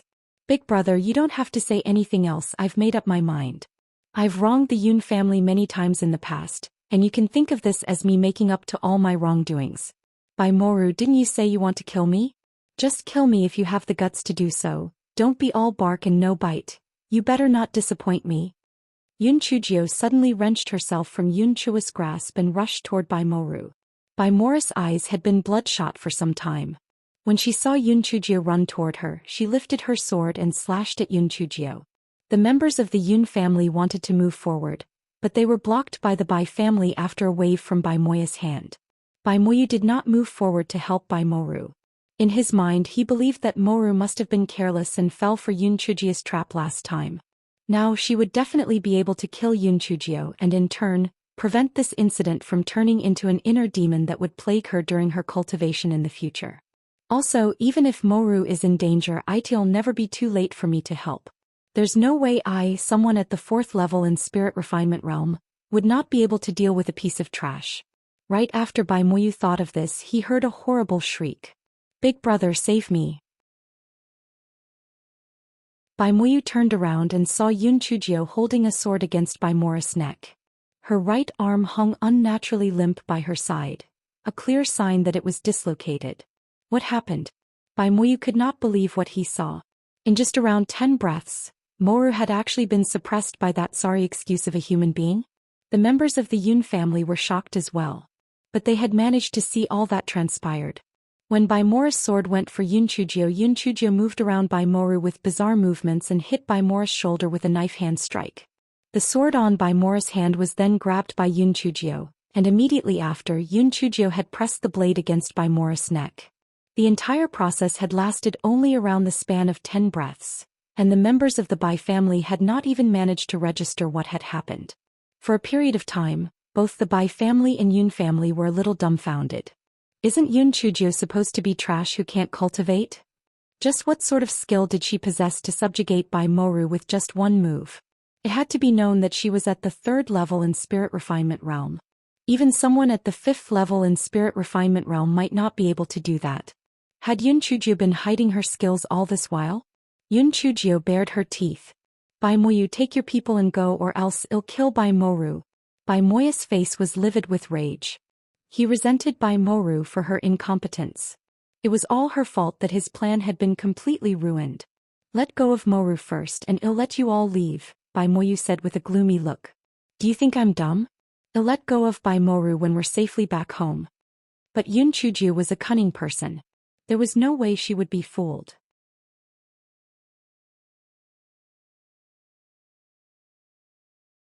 Chapter 57.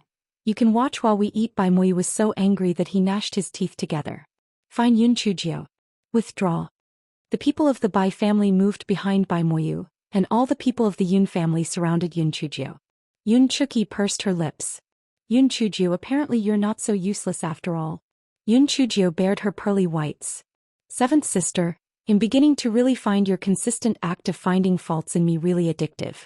Why don't you speak a little more for my pleasure? One Yun Chuki stomped her foot in anger, snorted coldly and stopped talking. Bai Moru, thank you. If it weren't for you, we wouldn't have been able to get out of this situation, Yun Chujio said with a smile. Bai Moru snorted coldly. She was now in pain, in fear, angry and filled with hatred. The desire to faint immediately was great in her, but her physical constitution was so good that she could not pass out even if she wanted to. One Yun Chujio blinked. The people of the Yun family had not fully recovered just yet. It would be better if they rested where they were, and when their physical strength recovered, even without Bai Moru as a hostage they could still escape. Big brother, 4th brother, please keep an eye on Bai Moru. We'll roast some meat. Everyone, you can rest. Once we're done filling our stomachs we can go back. Yun Chujio pressed a few acupuncture points on Bai Moru's body, and to Bai Moru's horror she noticed that she could not move again. Big brother. Big brother. Ooh. Save me. I can't move again. Yun Chujio must have poisoned me again. Bai Moru was filled with fear when she remembered the incident last time. The accursed Yun Chujio had tricked her last time, saying that she was really just suffering from chest pains. It was clear that she had poisoned her. Bai Moyu wanted to step forward, but Yun Chushi's sword dug into Bai Morris' neck. Bai Moyu, if you want Bai Morris' head to start rolling, do come forward. Bai Moyu cast Yun Chushur a ghastly look. If you dare hurt Moru, the Bai family will not spare you. Yun Chushur snorted but said nothing. Their most urgent task as of right now was to restore their physical strength. He had no need to waste his breath with him. Yun Chujio was gleefully rekindling the fire.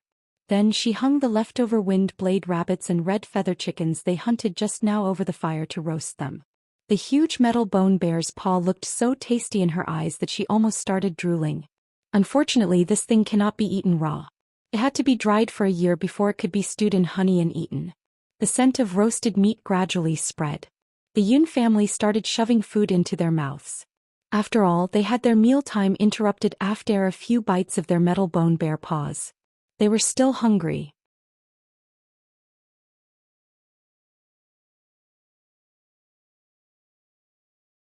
Chapter 58. Uninvited guest. Everyone looked up and saw 3 black spots appearing in the sky. They were approaching quickly. Oh gosh. That's the legendary flying spirit artifact. A powerful person must have arrived. Kneel down. Kneel down quickly. If the powerful person is angry, we'll all be dead. Both the Bai family and the Yun family fell to their knees, fearing that they might have brought trouble on themselves. Yun Chu saw that Yun Chujio was still nibbling at the rabbit's legs happily and quickly yanked her. But Yun Chujio could care less about kneeling in front of this powerful person. She just sat on the ground as she blinked and stared at the incoming flying spirit artifact. Di Baiming used the flying spirit artifact to come and go every time. But to prevent unwanted attention, Di Baiming kept a low profile and often used the flying spirit artifact only when he was at a remote spot. That was why Yun Chujio had never seen a flying spirit artifact before. TSK. That's nothing. I've even seen an airplane before. Why would I even care about this stupid toy? Even though Yun Chujio made this quip in her mind, her eyes were so bright that they were frightening. But it'll be good if I can get something like that for myself. It'll be so convenient for my travels. One Yun Chujio and the others were at a spot that was relatively flat, and they were surrounded by low shrubs. The 3 flying spirit artifacts actually flew toward them in order to get a smooth landing. Yun Chujio rolled her eyes. This thing is actually more advanced than an airplane. Did not even make a sound. I wonder how the propulsion works. The 3 flying spirit artifacts were not large. Only 3 people could ride on each of them. When Yun Chujio saw one of the women in white, her heart sank. This is bad. Why is she here? But the Bai siblings were surprised and delighted. Bai Moru shouted with a quiver in her voice, Sister Yenren, save me. Bai Moyu also added quickly, Little Sister Yenren, please save Moru. Yun family schemed against her and captured her. A beautiful middle-aged woman beside Su Yenran glanced at the people and frowned. Yenren, do you know them? Grand, these are my uncle's nephew and niece. Su Yenran silently despaired over her bad luck. She finally managed to come out with her grandaunt for a stroll, so why did she just have to meet the Bai siblings? How unlucky. The beautiful woman raised her eyebrows. Since there are relatives, let's give them a hand. Luoyin, go and solve the problem. Yes. Elder Su. A young man responded respectfully. Junior Sister Yenren, don't worry, they're just some ants. There was a flattering lilt in Luo Yin's voice. Although Su Yenran had not yet entered the Falling Clouds sect, as long as Elder Su was here, Su Yenran would be a core disciple in the sect sooner or later, so there was no wrong in him trying to gain her favor. What more, Su Yenran was absolutely beautiful and anyone would be moved by her beauty. Su Yenran nodded slightly. You're just a puny inner sect disciple and you're thinking of getting my hand? You sure are full of yourself. Luo Yin arrived in front of the Yun family and said arrogantly, release her. Otherwise, don't even think of leaving this place alive. Luo Yin sneered. He knew that these ants would not dare to do anything. Yun Chi was worried that they might have gotten the Yun family in real hot water, and he quickly said, Sir, this is just a small private misunderstanding. Well, let her go. Young Jio, release Miss Bai. Although Yun Chujio was upset and dissatisfied, she knew that she was compelled to do so because of the circumstances. The people that came here were not just slightly stronger than she was. They were like lions and she was just a chick. Even if she tried her hardest, she would not cause a splash. Yun Chujio had to unseal by Morris acupuncture points. A ruthless flashed in by Moya's eyes. This Yun Chujio is really detestable. Now's the best chance to kill them all with the help of Falling Clouds sect.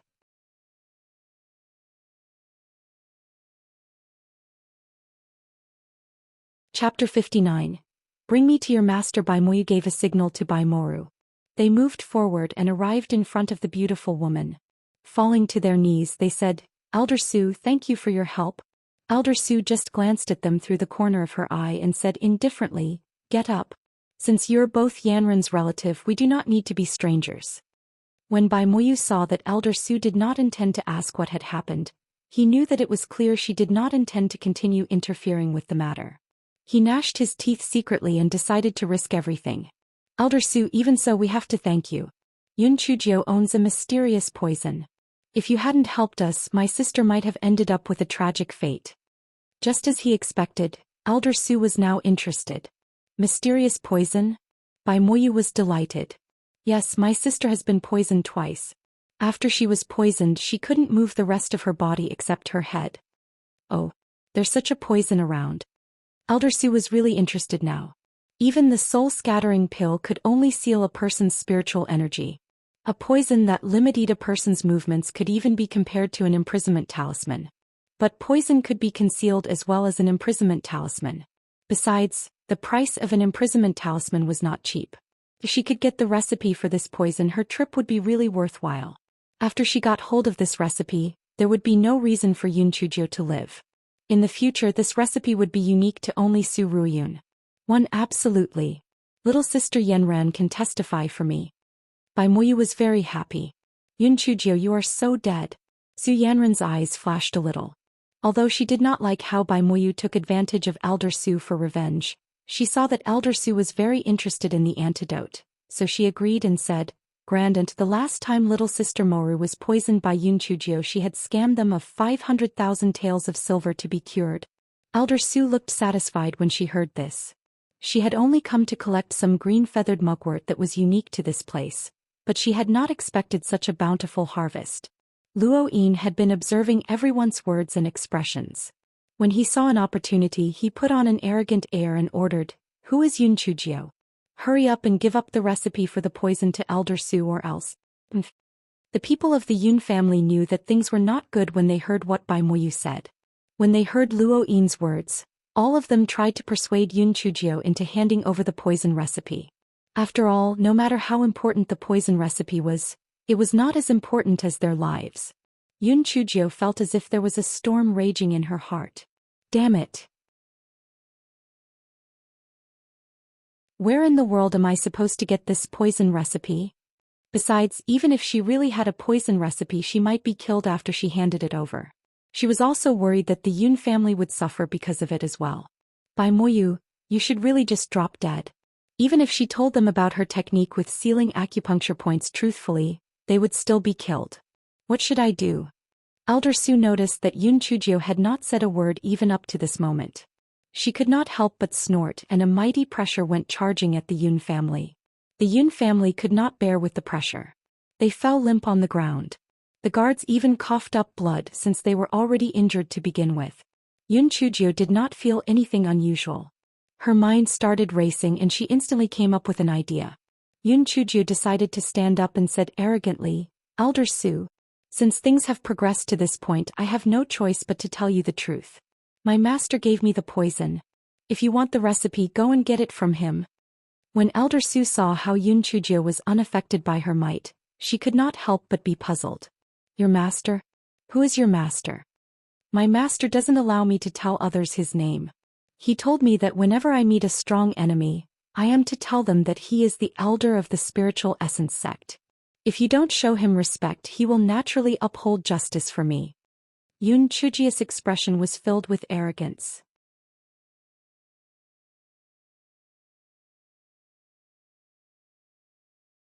Chapter 60. When did you get a mastered spiritual essence sect? Elder Su was shocked. Spiritual essence sect was one of the main 4 sections, and Falling Cloud sect was just a middle-grade sect. If I offend spiritual essence sect, I will be in trouble. Baimoyu said, Elder Su, don't listen to Yun Chujia's lies. How is it possible for a trash like her to gain the favor of an elder from Spiritual Essence sect? She obviously made up this lie because she didn't want to hand over the poison recipe. Elder Su, my brother is right. Everyone in Yi City knows that Yun Chujio is a good-for-nothing who can't practice cultivation. How can an elder from Spiritual Essence sect accept someone like her as his disciple? Bai Moru agreed through gritted teeth. Elder Su looked at Yun Chujio in slight puzzlement. All she saw was Yun Chujio standing tall and straight, full of pride. She did not look the slightest bit diffident. Elder Su glanced at the people of the Yun family and saw Yun Chushan's eyes twinkling. She seemed to have something to say. So Elder Su pointed at Yun Chushan. You tell me, is what Yun Chujio said true? Everyone in the Yun family looked at Yun Chushan. She appeared conflicted for a while before she said with a quivering voice, Elder Su, my ninth sister has never been able to refine spiritual energy since she was a child, and I have never heard of her having a master before. The Yun family members glared at Yun Chushan, but she continued speaking with a whimper. Why are you looking at me like this? I'm telling the truth. Why aren't you blaming Yun Chujio for being selfish and not handing over the poison recipe? Elder Su is showing her a favor by asking her to hand the poison recipe over. Yun Chujio, give the poison recipe to Elder Su now. If you want to die, don't drag us into your mess as well. While Yun Chushan said this, she snuck a peek at Elder Yun's reaction.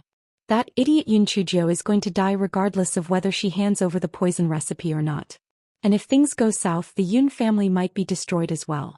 I need to side with Elder Su to save my life. Elder Su knew just what Yun Chushan was thinking of, and she could not be bothered to acknowledge her. She looked at Yun Chujio, but the dark-skinned lass did not look afraid even when her lie was exposed. She still looked haughty.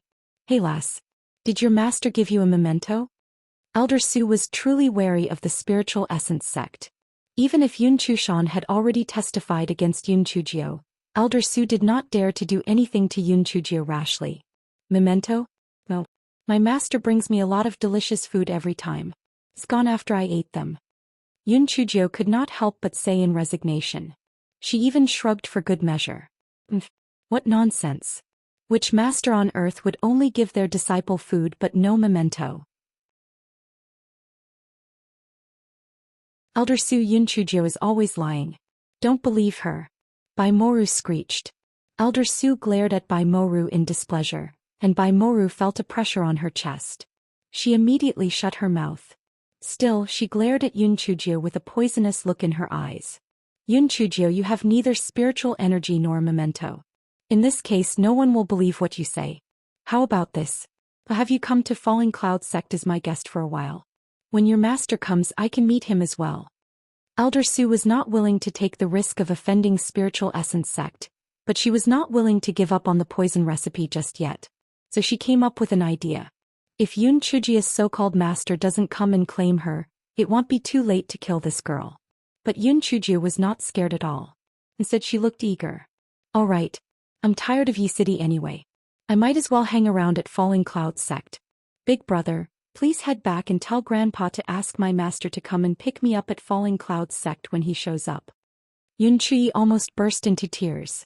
Young Jio, although you're really good at lying, you don't have a master.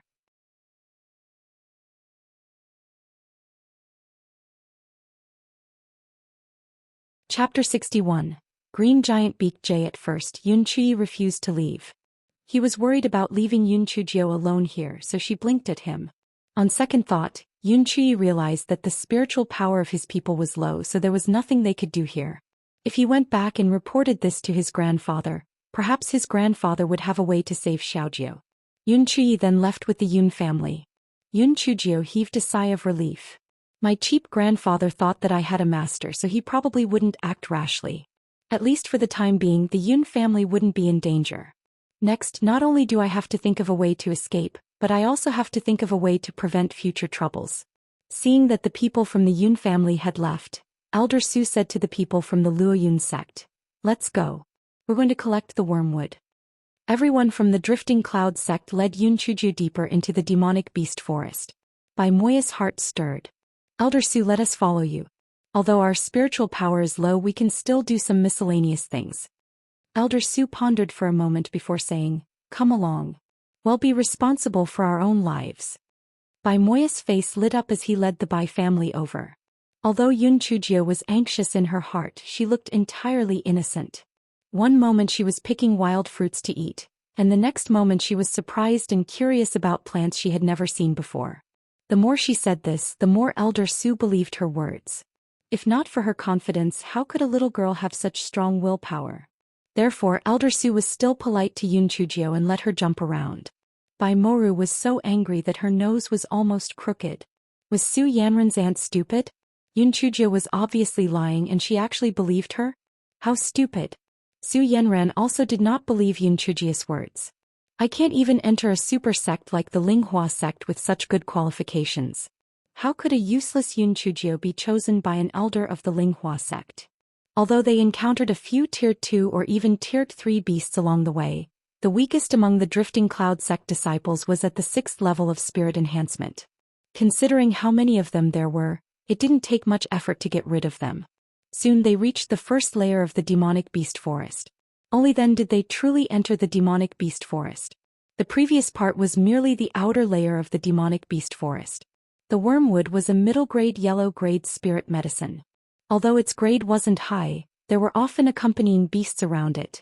Green Giant Beak Jay. The Green Giant Beak Jay was a Tier 3 demonic beast. Not only could they shoot out wind blades, but they would also use their huge beaks and sharp claws to attack people if they were provoked. Green Giant Beak Jays lived in groups. Their nest was on a tree near the green feather Artemisia plant, so it would take some effort to pluck it. The corners of Elder Su's lips curled into a cold smile. Bai Moyu, get your men to provoke the Green Giant Beak Jay and bring them somewhere further away. The faces of the Bai clan's people turned pale.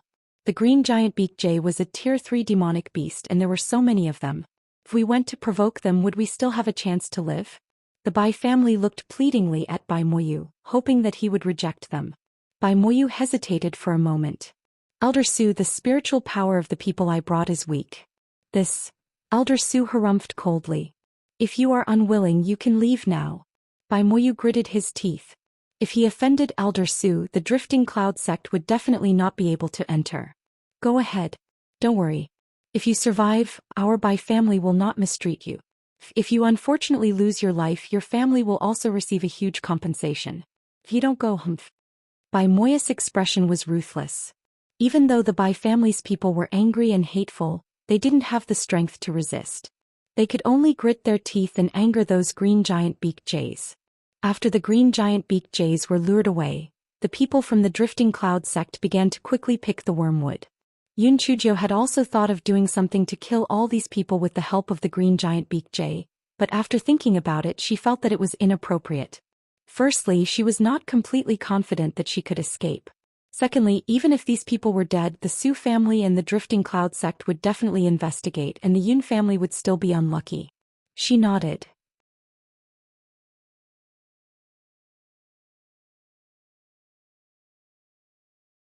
Chapter 62. Demonic Beast Rebellion. After the people from the Drifting Cloud sect finished harvesting the wormwood tree, they quickly retreated. He hadn't run far when a wave of miserable cries of jays sounded out. Obviously, the Green Giant Beak Jay had realized it had been tricked after returning to its nest. It was obvious that those with 2 legs could not outrun those with wings. After 15 minutes, more than 20 Green Giant Beak Jays swooped down from the sky. Yun Chujio looked up and jumped into the bushes nearby. Is this a crow? It's even bigger than a golden eagle. Not only is it bigger, it's also spitting out wind blades. This is practically a bomber. Yun Chujio was hiding in a very good place. In addition to the bushes, there was also a huge rock. Yun Chujio was very conflicted. On one hand, she felt that it was better to kill these people with the Green Giant Beak Jays. On the other hand, she was afraid that the Su family and the Drifting Cloud sect would not rest until they were dead. Yun Chujio carefully looked outside. The people from the Drifting Cloud sect used their killer moves one after another.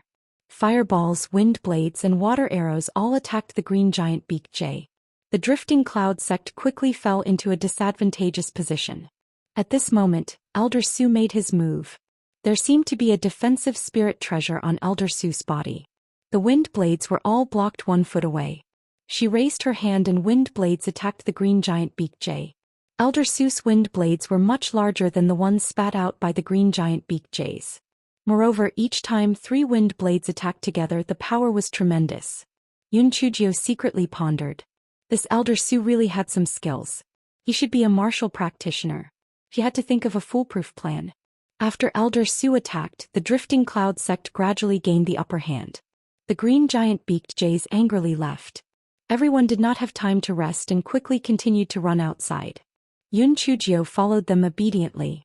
She did not dare to stay in the demon beast forest alone. Everyone ran to a relatively open area. Elder Sue felt that it was mostly safe, so he let everyone rest on the spot. Elder Sue counted the number of people. Although the drifting cloud sect had suffered some superficial wounds, there were no major problems. He was very satisfied in his heart. If it weren't for the Bai clan being the bait, the injuries on his side would have been far more severe. As a result, his attitude towards the Bai siblings had improved slightly. At that moment, everyone felt the ground begin to shake violently, and they could hear the faint roars of beasts. Not good. There are large numbers of demon beasts rushing over. Everyone run. Elder Seuss' expression changed drastically. He pulled Su Yenran and ran out quickly. The rest of the group ran forward with fear on their faces. Yun Chujio rolled her eyes. No matter how fast a person ran, could he be faster than a demon beast? And from the looks of it, the number of demon beasts must be huge. Yun Chujio picked the thickest tree and climbed up.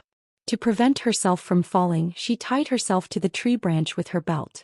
Yun Chujio sat on a tree branch and thought of today's experience. She felt that she was really unlucky today.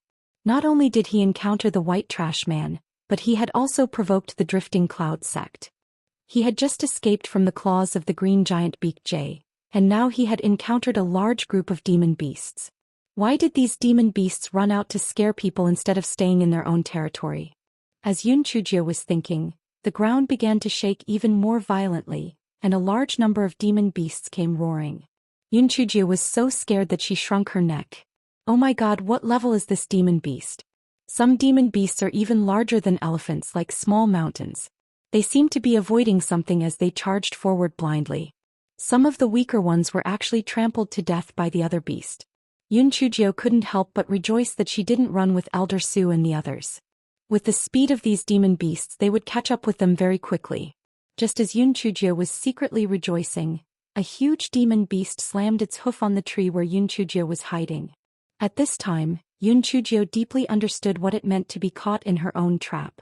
Because she was tightly tied to a tree branch by her own belt, she could not escape even if she wanted to.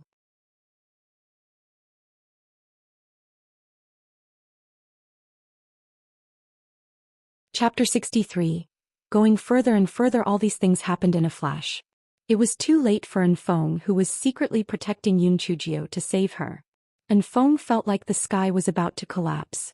Why was it that no matter where she went, strange things would happen? This was merely the first layer of the demon beast forest. How could there be such a large-scale beast tide? Moreover, there were 8th and 9th rank beasts among them. These beasts should be living on the 4th floor. Why did they all come to the 1st floor? Just as Enfeng was thinking that the world was dark, his eyes suddenly lit up. Wasn't that the black girl on the back of the 9th rank mighty elephant? Just as Enfeng was about to chase after her, a large group of demon beasts roared from behind. Enfeng was forced further and further away from Yun Chujio by these demon beasts. Enfeng couldn't help but secretly complain to Di Baiming. Why did the Prime Emperor have to make him only take action when the little girl's life was in danger? If it weren't for this restriction, he would have already killed those stupid sects and brought the little girl back to Yi City. At this time, Yun Chujio was holding the mighty elephant's long hair in fear. Fortunately, she had untied her belt at the last moment and jumped onto the back of this demon beast. Otherwise, the baby would have died. The mighty elephant was huge, and it did not have the energy to care about Yun Chujio, who was on its back, and allowed Yun Chujio to ride it and run. Yun Chujio quickly saw Elder Sue and others on the tree. After a rough look, there were fewer people in the drifting cloud sect. They were probably trampled to death by demon beast. Elder Sue and the others also saw Yun Chujio and couldn't help but be dumbfounded. How could Yun Chujio be riding on the back of a 9th rank demon beast? This was too unbelievable. At this time, Elder Sue was even more convinced that Yun Chujio had an amazing master. Yun Chujio must have been hiding her strength. Otherwise, how could she tame this 9th-ranked mighty elephant? Yun Chujio was now like a mouse that had fallen into a rice jar. Although she was happy in front of her, a huge crisis was waiting for her. Once these monsters stopped, she would definitely die without a complete corpse. After running for a while, Yun Chujio sadly discovered that these demon beasts did not run outside but ran horizontally. Yun Chujio wanted to cry, but no tears came out. The demon beast forest was endless. It stretched across the entire Azure Mystic continent, and she didn't know where she would be taken. Just as Yun Chujio was on tenterhooks, several black dots appeared in the sky. They were actually several air transportation spiritual artifacts. These air transportation spiritual tools looked much more advanced than those of the Drifting Cloud sect. Yun Chujio was also desperate. She picked up the belt that almost killed her and waved it with all her might. Yun Chujio felt that she was finally happy. One of the air transportation spiritual tools lowered its height, and a rope was thrown out. Yun Chujio quickly grabbed the rope and desperately climbed up. The people above were obviously pulling the rope hard, and soon Yun Chujio was pulled into the air transportation spiritual tool. Thank you, immortals, for saving my life. You are all great people. Yun Chujio thanked them obediently. Little girl, how did a normal person without spiritual power like you end up on the back of the mighty elephant? A square-faced old man asked in confusion. Yun Chujio couldn't help but wonder. She could clearly cultivate. Why did these people say that she didn't have any spiritual force? Yun Chujio didn't have time to think carefully and quickly answered, I followed my family's brothers and sisters to train. I didn't expect to encounter a demon beast riot. Then how did you get on the back of the mighty elephant? Yun Chujio said embarrassedly, the tree I was hiding in was knocked down by demon beasts. I happened to land on the back of an elephant. If I didn't meet you immortals, I would have died. The old man laughed out loud. You're really lucky, little girl. Stop calling us immortals. We're not immortals. We're just cultivators from the spiritual flower sect. Yun Chujio felt that her luck was really going to change. The spirit radiance sect? No matter what, she had to hug this thigh.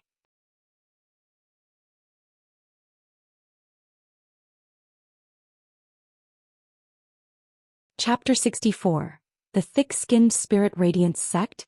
Oh my god, is it the Spirit Radiance sect of the #1 sect in the world? In the eyes of us mortals, you are immortals. Yun Chujio's little face showed appropriate surprise, admiration, and envy. The people inside the air transportation spiritual tool subconsciously straightened their backs, feeling extremely comfortable. This little black girl really knew how to talk. The square-faced old man laughed loudly. You sure know how to talk. Immortal elder, what I said came from the bottom of my heart. The Spirit Radiance sect is an unreachable land of immortal sects in my heart. If I can enter the Spirit Radiance sect, even if I have to be a fire-burning girl, I will thank my ancestors. Yun Chujio's eyes were bright, as if this was her biggest dream in her life. Mountain Master, why don't we just bring this little girl back to the sect? What a pitiful story. A fat old man said with a muffled voice. Yun Chujio was delighted. Oh my Grandpa Fatty, I really love you to death. I will remember this favor. I will repay it double in the future. Yun Chujio's face burst into a dazzling light and she said in surprise, Thank you, Mountain Master, thank you, immortals. When I come to the Spirit Radiance sect, I will definitely do my duty, be conscientious, be willing to do anything, be meticulous, diligent, and bury my head in hard work. I will make the little fire-burning girl my lifelong career. The more Yun Chujio spoke, the more excited she became. She couldn't help but tear up. Boo-hoo, I thought that I could only be a good-for-nothing for the rest of my life. I didn't expect that I would benefit from a disaster today and meet all the immortal elders. Please accept my bow. Yun Chujio said and was about to kneel on the ground. The square-faced old man raised his hand, and Yun Chujio felt a strong force holding her. This fellow didn't want to kneel, but he said, Immortal, let me kneel. When I meet you, I will be reborn and you will be my saviors. It was obvious that these people had never encountered such thick-skinned people who followed the example of a stick. For a moment, the air transportation spirit tool fell silent. Yun Chujio was afraid that things would change, so she quickly said, Immortals, do you despise me for being a piece of trash that can't cultivate? Boo-hoo, forget it. In that case, you don't have to be troubled. Just pretend that I didn't say anything just now. Yunchujia's little face suddenly turned from blooming flowers to withering, as if she had lost her life. The fat old man could not take it anymore. Mountain Master, look at how pitiful this little girl is. We might as well bring her back. The square-faced elder sighed. Elder son, it's not like you don't know. Even a servant has to pass the 3 tests of our sect. This little girl doesn't have any spirit energy at all and can't pass the test at all. The fat old man scratched his head. Little girl, Mountain Master is right. I forgot the rules set by those old things. How could Yunchujio give up so easily? She wiped her tears with her sleeve and said stubbornly, as long as there is a trace of hope, I will try my best. Please give me a chance to participate in the assessment. Everyone could not help but look at the little girl in front of them again. Previously they had only felt pity for her, but now they liked her a little more. With such a tenacious personality, she was definitely a good seedling for cultivation. Unfortunately, she was a child who could not cultivate. What's so difficult about that? Little girl, when the time comes, just take my token and participate in the assessment. If you really pass the assessment, come to our middle peak. I will protect you. The fat old man took out a token and handed it to Yunchujio. Yunchujio was overjoyed. Whether she could pass the test or not, with this token she could at least fool Elder Su. That was great.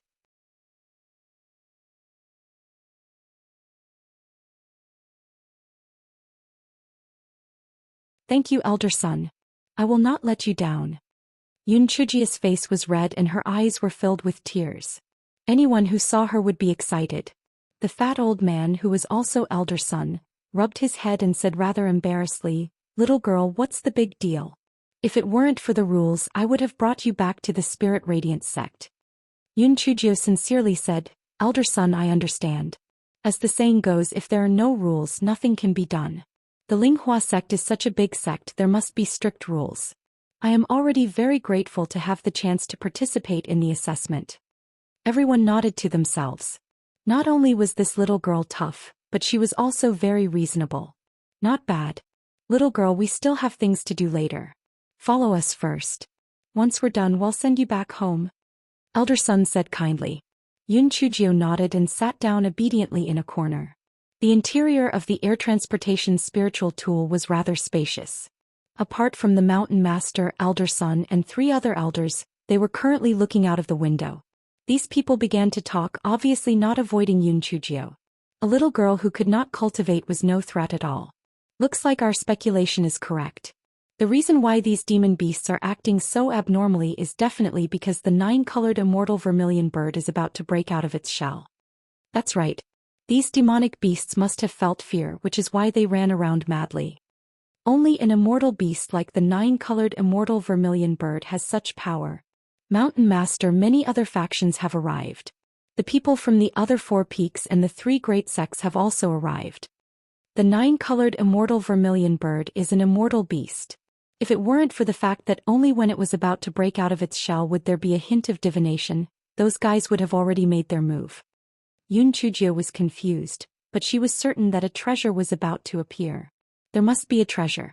Yunchujio's little heart kept thumping. 9-colored immortal vermilion bird? Sounds awesome. If only I could get it. However, this guy still had some self-awareness. With so many almighties, it would be difficult for him to even look at them, let alone obtain them. After about an hour, the air transportation spiritual tool began to descend. Elder Son grabbed Yunchujio's collar and jumped off the air transportation spiritual tool. Yunchujio was scared out of her wits. Oh my god, this was at least 100 meters from the ground, right? If he jumped down, he would definitely become a meat patty. Elder Son looked at Yunchujio's pale face and couldn't help but laugh. Little girl, don't worry, we are on the flying sword now. Yunchujio then realized that there was a flying sword under Elder Son's feet. The 2 of them were standing on the flying sword. Yunchujio laughed dryly and started to look around curiously. This was obviously the deepest part of the demonic beast's forest. The surroundings were silent. The demonic beasts that were originally here had all fled. Elder Son, why is it so hot here? Yunchujio found that it was getting hotter the deeper she went. The 9-colored immortal vermilion bird is a fire attribute immortal beast. When it breaks out of its shell, it produces a lot of heat. Elder Sun was not vigilant against Yun Chujio and told her the truth.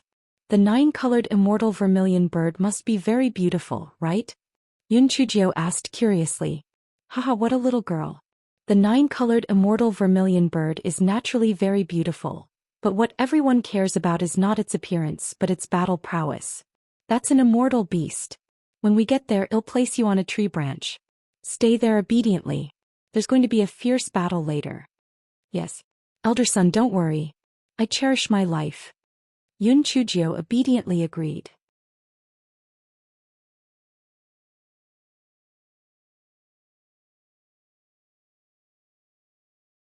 Chapter 66. Lightning Tribulation. After another quarter of an hour, the temperature became hotter and hotter. Yun Chujio was almost soaked in sweat. We're almost there. It should be the 9-colored immortal vermilion bird's territory up ahead. Elder Sun's voice was filled with excitement. Elder Sun, other than that egg, is there an immature 9-colored immortal vermilion bird? Yun Chujio asked curiously. The reason why the 9-colored immortal vermilion bird is so precious is because there is only one of its kind in this world. Before it dies, it will spit out flames to burn itself and return to the shape of an egg. It will only be reborn after many years. Rebirth through nirvana, isn't that the same as a phoenix? Yun Chujio blinked her eyes. Phoenix. Elder Sun suddenly raised his voice. Although the 9-colored immortal vermilion bird is rare, it cannot be compared to a phoenix. A phoenix is a mythical beast. However, it is only a legend and no one has ever seen a phoenix before. Yun Chujio nodded. In the later generations, phoenixes were only legends. Elder Sun found a thick tree and placed Yun Chujio on it. He reminded her before meeting up with the others. Not long after, people rushed over one after another. Many people found Yun Chujio on the tree, but once they saw that it was a little girl without spiritual power, no one paid attention to her. The most important thing now was to snatch the 9-colored immortal vermilion bird after breaking its shell. Yun Chujio's eyes also fell into a deep pit not far away. The surrounding soil had become a fiery red color like magma. There was a snow-white egg inside about the size of an ostrich egg. There were already cracks on it. After Yun Chujio saw this egg, the first thought that appeared in her mind was, wow, what a big egg. This steamed egg cake can make a small pot. Then this guy's second thought was, this lousy egg can incubate a 9-colored immortal vermilion bird? This egg doesn't look that special. While Yun Chujio was thinking, the atmosphere was getting more and more tense. Elder Sun and the others formed an alliance with the other members of the Spirit Radiance sect. The other factions also started to form groups. Even if the 9-colored immortal vermilion bird could not be divided, it would still be a priceless treasure if it could obtain a feather or a drop of blood when it grew up. Yun Chujio couldn't help but curl her lips.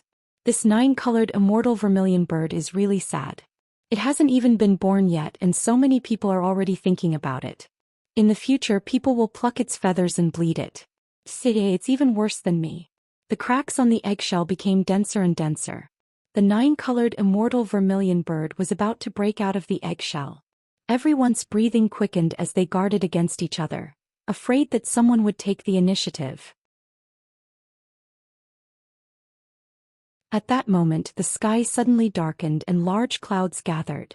Everyone was confused. Could it be that it was going to rain? Why did the sky suddenly change? But Yun Chujio had a bad premonition. But, is there going to be thunder again? I was happy to absorb the power of lightning, but there were so many people here. How could I explain the situation of being struck by lightning? As Yun Chujio was struggling, a crack appeared in the thick clouds and a purple thunder struck down. Ah! Heavens, it's tribulation lightning. It must be the 9-colored immortal vermilion bird. Everyone disperse. Purple tribulation lightning, its power is boundless, hurry. Quickly activate the defensive spirit artifact. I wonder if this newborn bird will be able to withstand such a brutal tribulation lightning? That's right. If we split them into pieces, we would have wasted our efforts. Just as everyone was waiting for the tribulation lightning to strike down, they discovered that the purple tribulation lightning had strangely stopped in midair.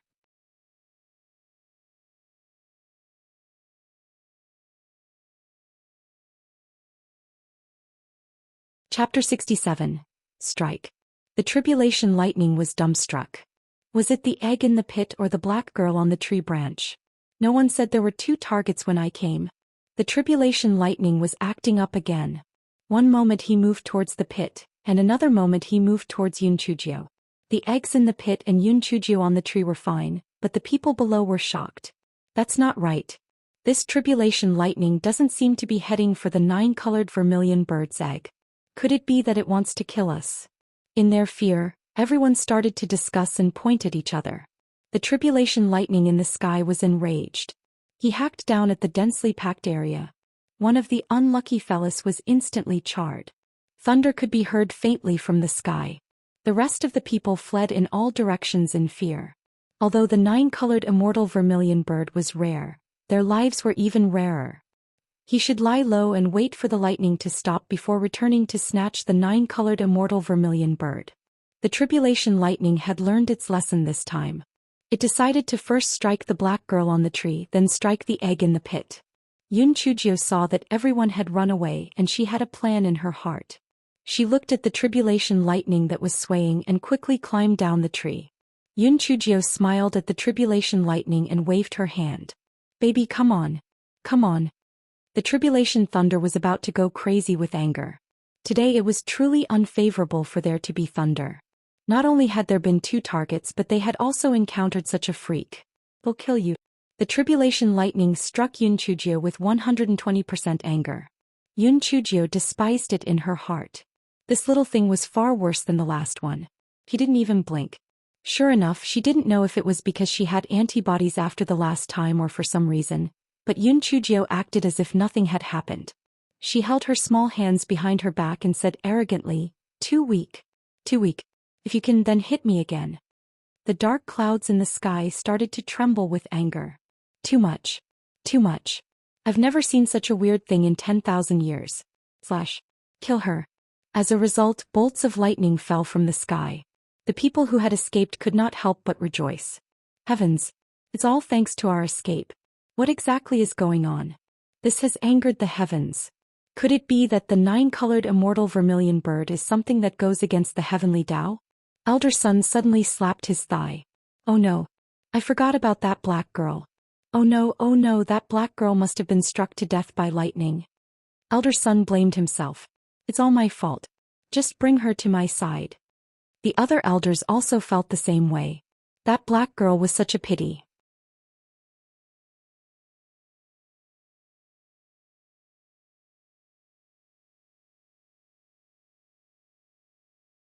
Chapter 68. 2 wicked people. The little black bird struggled to get out of the eggshell. Then it turned its green bean eyes in confusion.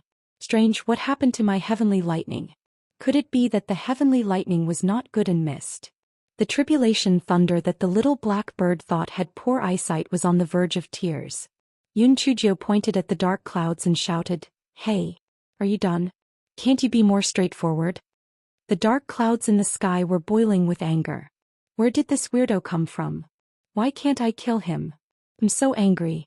The little black bird was anxious to go out and check, so it flapped its short wings and flew out of the pit, its claws still clutching the cracked eggshell. When the tribulation thunder saw the little black bird fly out, it finally found a target to vent its anger on. Struck the little black bird. "Oh, you blind fool, you actually dared to kill me?" The little black bird landed on the ground. Not only did it not dodge, it even used one of its wings to pinch its waist and used the other wing to arrogantly point at the dark clouds and curse. The purple lightning tribulation exploded with rage. "If I can't kill that weirdo, then I can't kill a weak chicken like you. Kill. After 8 consecutive lightning strikes, the tribulation lightning pitifully discovered that not only was the weak chicken completely fine, it even burped. The tribulation thunder felt that Lei Xing was hopeless. This was too much.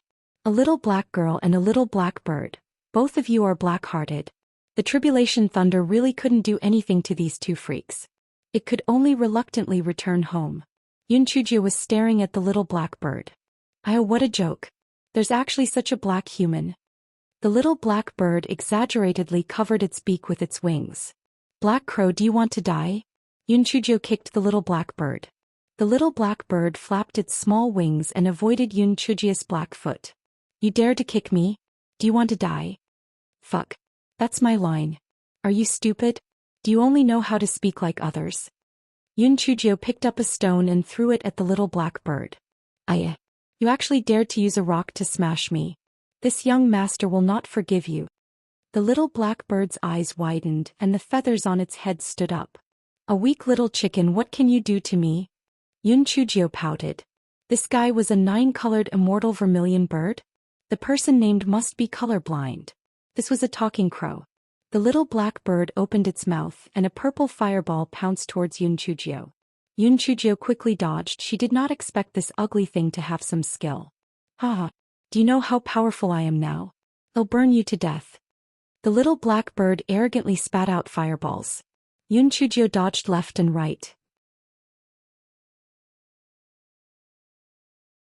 Although she was not burnt by the fireball, she was still in a very sorry state. Her heart moved and bad ideas came out. Sigh. Little weakling, no matter how powerful you are, you won't be able to escape your tragic fate. Your little fireball can only deal with me, but when those people come, you won't be a match at all. Teskedese, I heard it all. After they snatch you away, not only will you sell your life for them, even your feathers and blood will be divided. Just thinking about it makes me sad. Your final outcome will be a bald chicken. Yun Chujio revealed a gloating look. Although the little black bird was furious, it knew that Yun Chujio was telling the truth. Instantly, its arrogance diminished and its small wings drooped down. I don't want to be their beast pet, I don't want to be plucked by others. Cough cough. Little weakling, I actually have a way to make sure you don't get plucked and bleed. Yun Chujio's eyes flashed with a trace of slyness.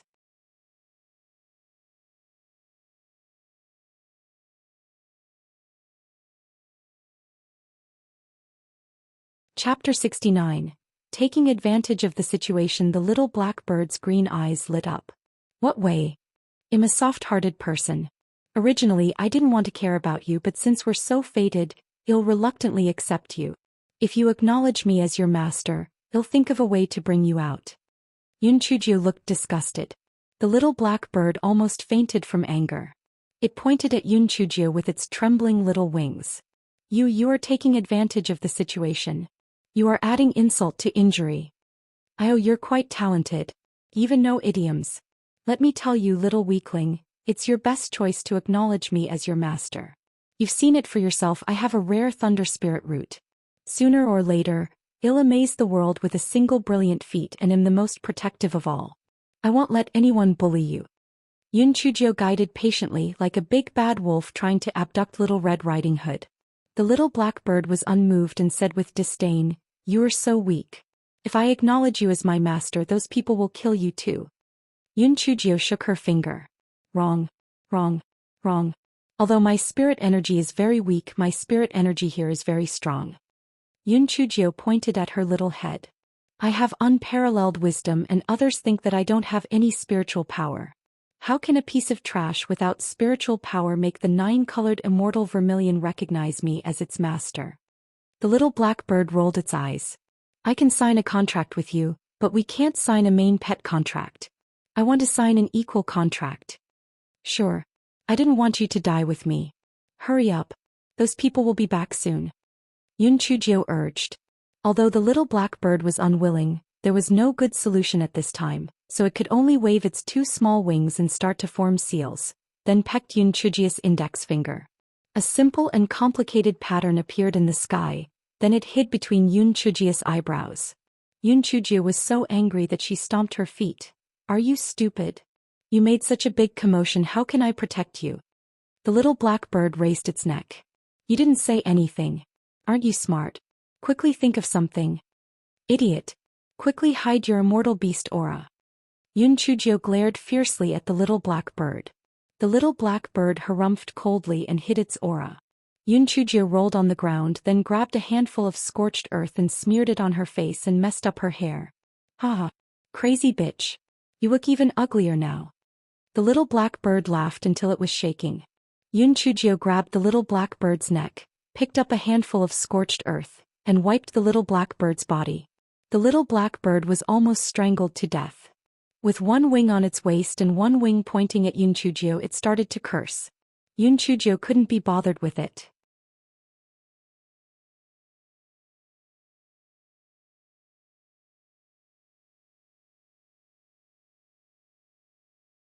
Chapter 70. Fire-breathing crow versus nine-colored immortal vermilion bird. Brother Lu, what do you think happened just now?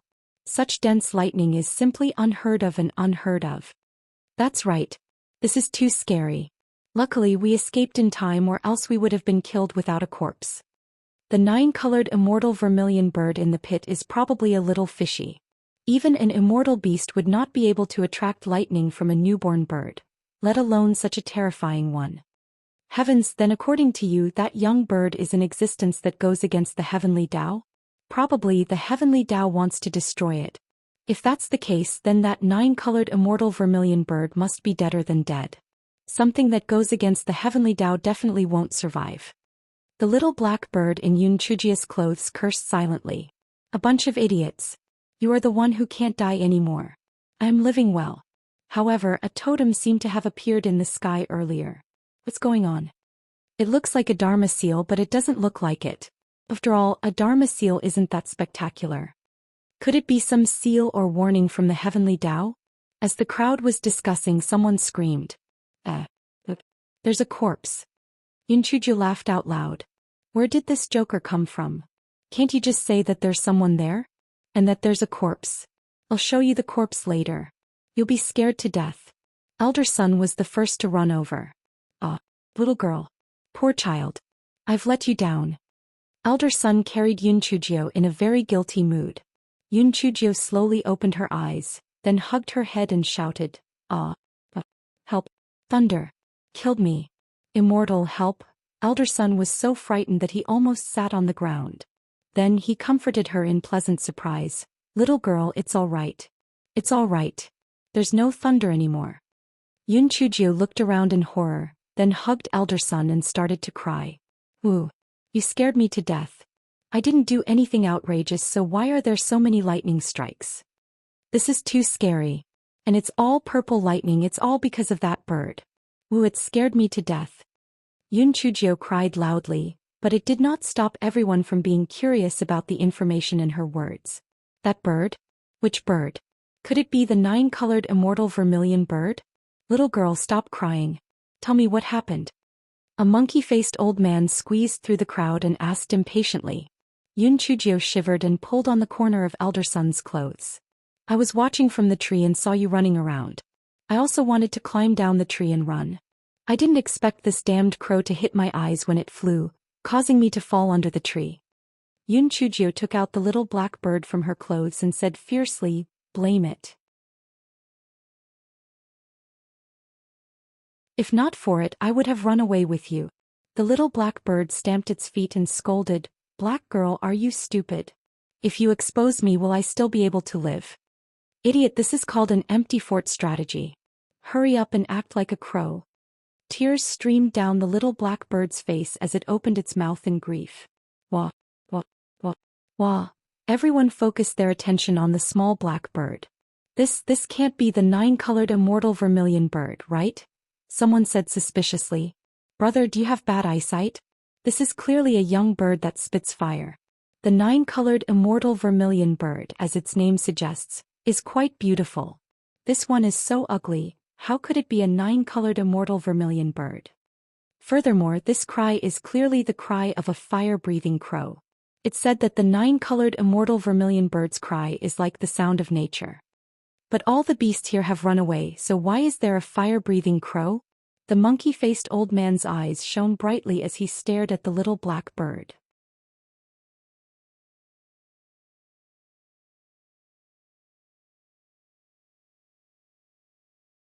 Chapter 71. Distracting trouble, that's it? Nine-colored immortal vermilion bird? I watched it fly out from a nest on a tree, and it's a direction idiot. It knocked me under the tree, probably some demon bird caught to feed the young bird. Yun Chujio held the little black bird's short wings in disdain. Wah wah wah wah wah wah. The little black bird kept struggling and crying. Everyone listened to Yun Chujio's words and felt that it made sense. After all, the level of the fire-breathing crow was very low, and it should not appear here. But if it was some demon bird that was caught to feed the young bird, then it was understandable. Right, the moment I fell from the tree, I thought I saw a man in black jumping into the pit. Before I fainted, I was puzzled. The pit was full of lava. Why wasn't he afraid of the heat? Yun Chujio suddenly said as she slapped her thigh. It was only then that everyone snapped out of their daze and squeezed themselves to the edge of the pit. Even though the temperature inside the pit was still very high, these people had their spiritual energy to protect their bodies so they could withstand it. Look. Isn't that the 9-colored immortal vermilion bird's egg? Following this scream, several flashes of light appeared at the edge of the pit. Everyone used various methods to start fighting over the eggs inside the pit. A quarter of an hour later, more than half of the people died, and the monkey-faced old man snatched the egg. The old man's group surrounded him and then focused on the egg in his hand. Ha! The 9-colored immortal vermilion bird's egg is mine. This is... The old man almost fainted from anger when he saw the egg in his hand. There was a piece of charred black stuff stuffed inside the white eggshell. It was just a piece of rotten wood. We've been tricked. We've been tricked by that man in black. He must have used this eggshell to delay us. Perhaps the previous pattern was caused by the contract. The mantis stalks the cicada, unaware of the oriole behind. Damn it! The monkey-faced elder said angrily. Everyone listened to the old man's words and couldn't help but nod one after another. Some people still cast doubtful gazes at Yun Chujio. Could it be that this little girl is calling for help? That's right. This little girl was the only one here. Perhaps that black crow is the 9-colored immortal vermilion bird? Yun Chujio timidly tugged the corner of Elder Sun's clothes.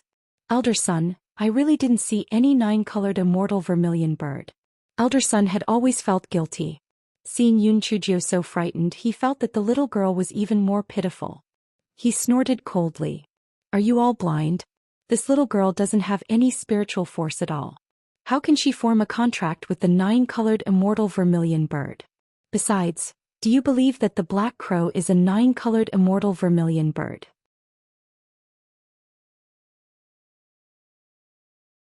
As if to verify Elder Sun's words, the little black bird cried out again. Wah, wah, wah. The people who were suspicious looked at each other. That made sense. This little girl did not have any spiritual power. How could she have formed a contract with the 9-colored immortal vermilion bird? Moreover, the 9-colored immortal vermilion bird was extremely arrogant. It would not choose such a trash as its master. They sized up Yun Chujio and the little black bird again and finally dispelled their suspicions. If that little black bird was really the 9-colored immortal vermilion bird, the little girl should have hidden it and not taken it out to yell. Yun Chujio was secretly happy, but she asked curiously, Elder Sun, why do you think the person in black is not afraid of the lava? The lava is so hot. The speaker had no intention, but the listener was interested. The monkey-faced old man rolled his eyes. That person wasn't afraid of the magma, so he definitely had a unique treasure. Moreover, he was alone, so he couldn't let him escape. The old man gave his men a look, summoned his flying sword and left quickly. These people were all smart people. Whatever the old man thought of, they naturally thought of it too. If they killed that person, not only would they be able to obtain the 9-colored immortal vermilion bird, but they would also be able to obtain a heavenly treasure. How could they miss out on such a good opportunity? Therefore, everyone quickly summoned their flying swords or spirit weapons and left as well. Elder Sun and the rest were naturally unwilling to give up such an opportunity. Elder Sun summoned his flying sword and carried Yun Chujio onto it, chasing in one direction.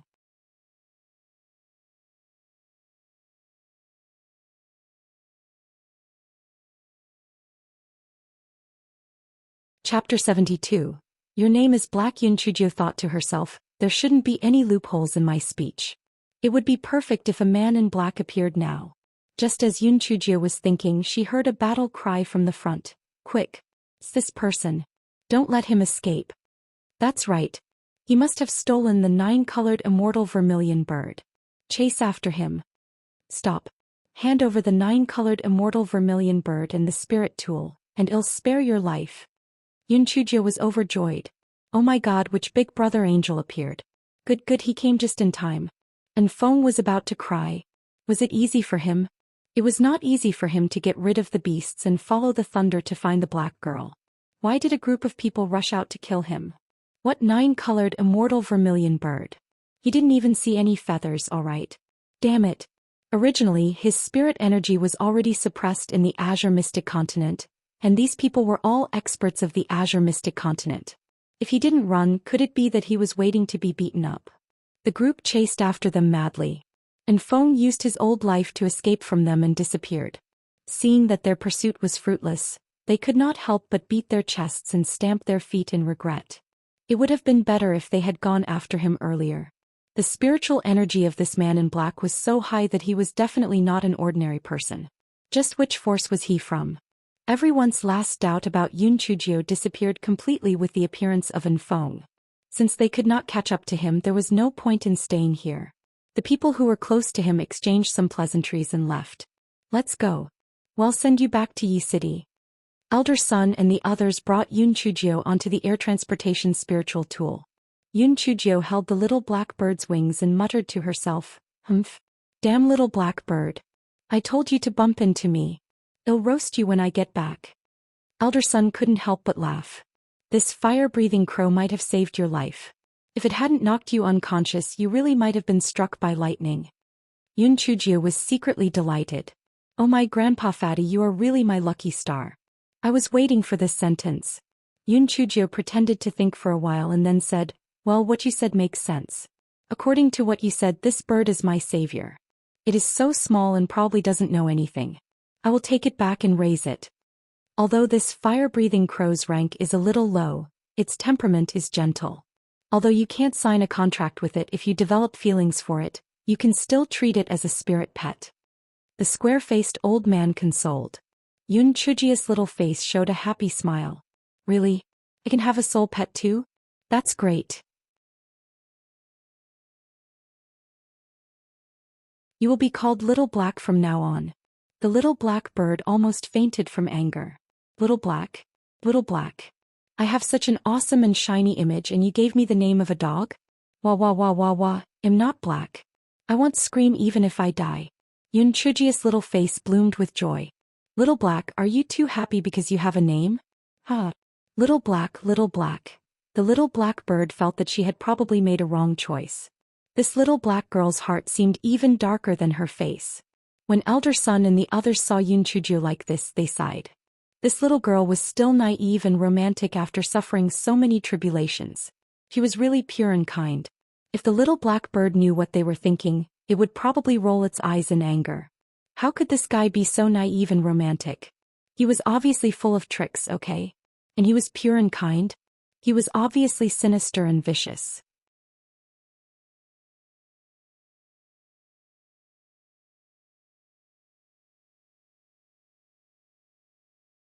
Chapter 73. Enough is enough. When the air transportation spiritual tool was approaching Yi City, Yun Chujio saw the 3 air transportation spiritual tools from the drifting cloud sect through the window. They were probably preparing to head to the Bai family. Yun Chujio rolled her eyes and had an idea. Immortals, can this window be opened? I want to greet the drifting cloud sect over there.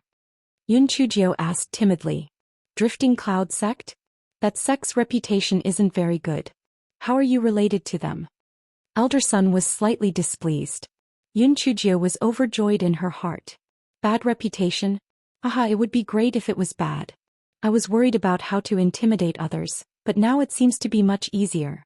Elder Sun is like this. Our Yun family and the Bai family don't have a very good relationship. When we were in the demonic beast forest, the Bai siblings wanted to kill me. I used a little trick to capture Bai Moru and coincidentally met Bai Morris' cousin, Su Yanran. Su Yanran's aunt was an elder of the Drifting Cloud sect. In order to save my life, I told them that my master was an elder of the Spirit Radiance sect. She was afraid of the Spirit Radiance sect, so she didn't kill me and was prepared to bring me back to the Drifting Cloud sect. Who would have thought that they would abandon me during the Demon Beast riot?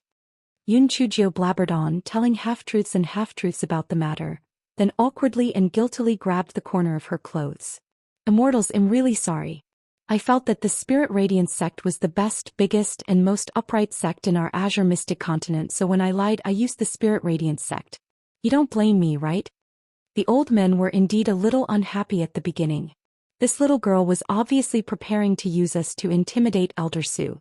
However, when they heard what Yun Chujio said about the best, largest, and most upright, they couldn't help but feel much better. Humph. That Drifting Cloud sect has done a lot of shameful things that bully the weak and fear the strong. There is no harm in warning them. Mountain Master, just agree. This little girl is really pitiful. Elder Sun saw Yun Chujia's pitiful look and couldn't help but soften his heart. The square-faced old man nodded slightly. Know your limits and know when to stop. Yun Chujia's little face instantly regained its vitality, and her two eyes sparkled as she repeatedly thanked them. Immortals, you are all great people. I will definitely repay you in the future. The elders merely smiled and did not take it to heart. How could a little girl who could not cultivate repay us?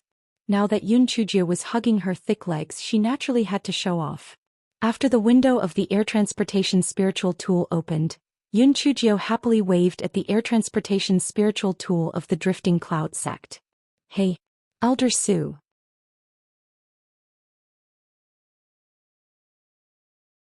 Didn't you want to meet my master? My master is here. Not only is my master here, but my martial uncle and martial uncle are also here.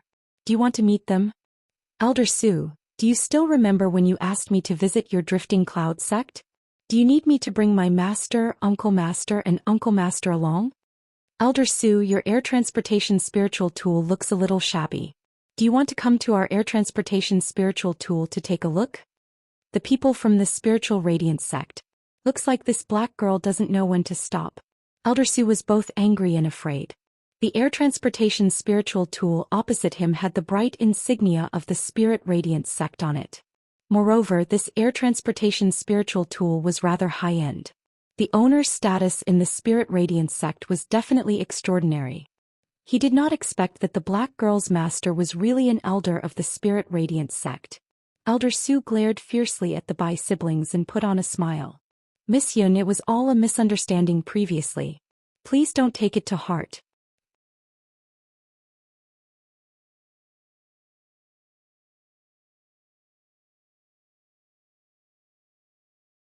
Chapter 74. Murder Without Blood. Yun Chujio curled her lips. Forget it. My master always taught me to be tolerant. Let's just turn this page over. Elder Su laughed dryly and said a few words.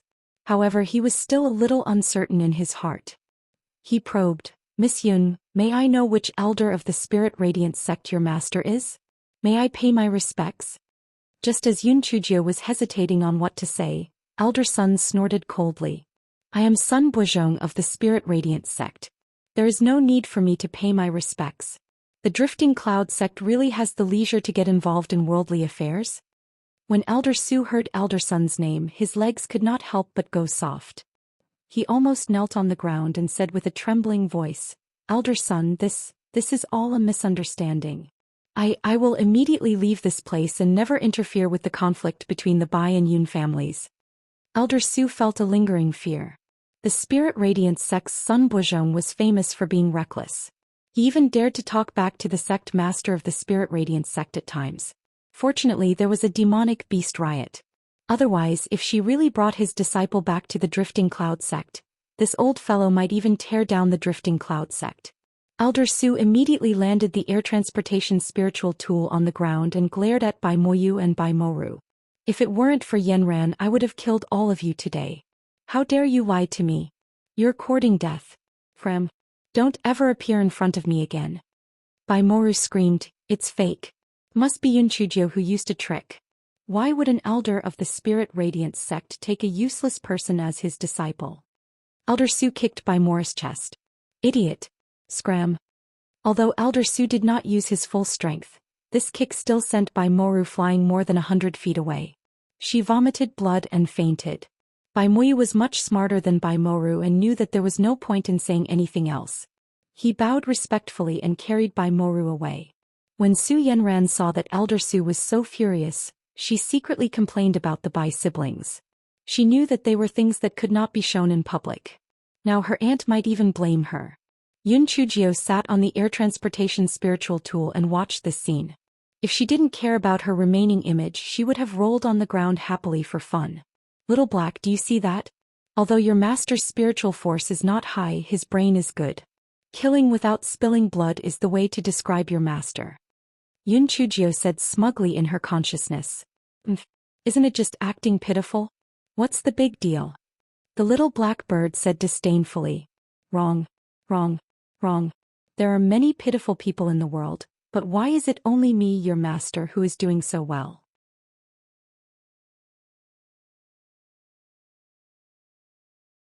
That's because acting pitiful requires skill. Plus, your master is as beautiful as a flower, talented and intelligent. The little black bird flopped onto the ground and began to vomit.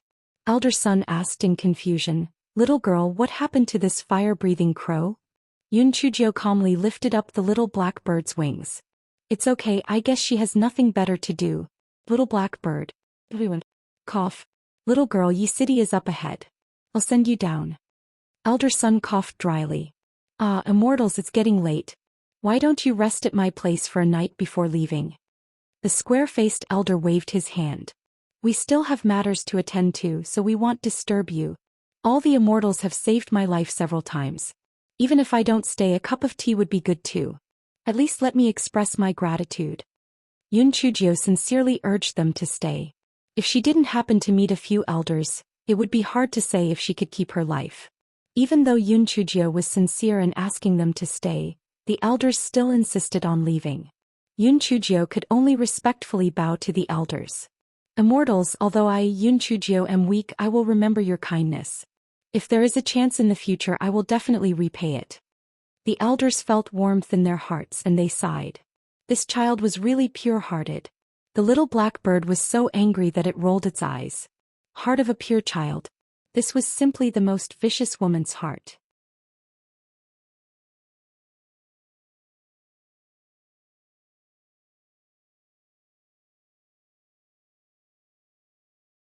Chapter 75. I want to change master only when the shadow of the air transportation spiritual tool was gone did Yun Chujio hop into Yi City. It was evening and the sun was setting. The streets were covered in a layer of gold. "Little black, do you smell happiness? Being able to live is happiness." Yun Chujio looked at the scenery in front of her and couldn't help but sigh. "I only want to eat now, I'm going to starve to death. My reserve grain was thrown away by you." The little black bird stood on Yun Chujio's shoulder, hugging its little wings and humming unhappily. Now that you mention it, am hungry too. Let's go. Master'll bring you home to eat and drink.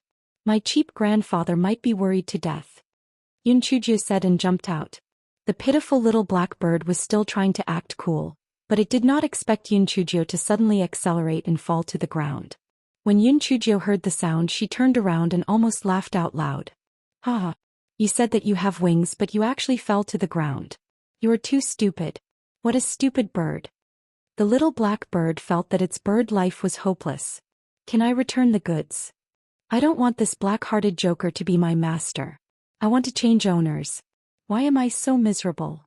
When Yun Chujio saw the little black bird staring at the green bean with resentment, she felt a little guilty. "Get up. The food in the big kitchen is very fragrant. The braised pork is soft and fragrant, the steamed fish is very fragrant, and the fried balls are crispy and sharp."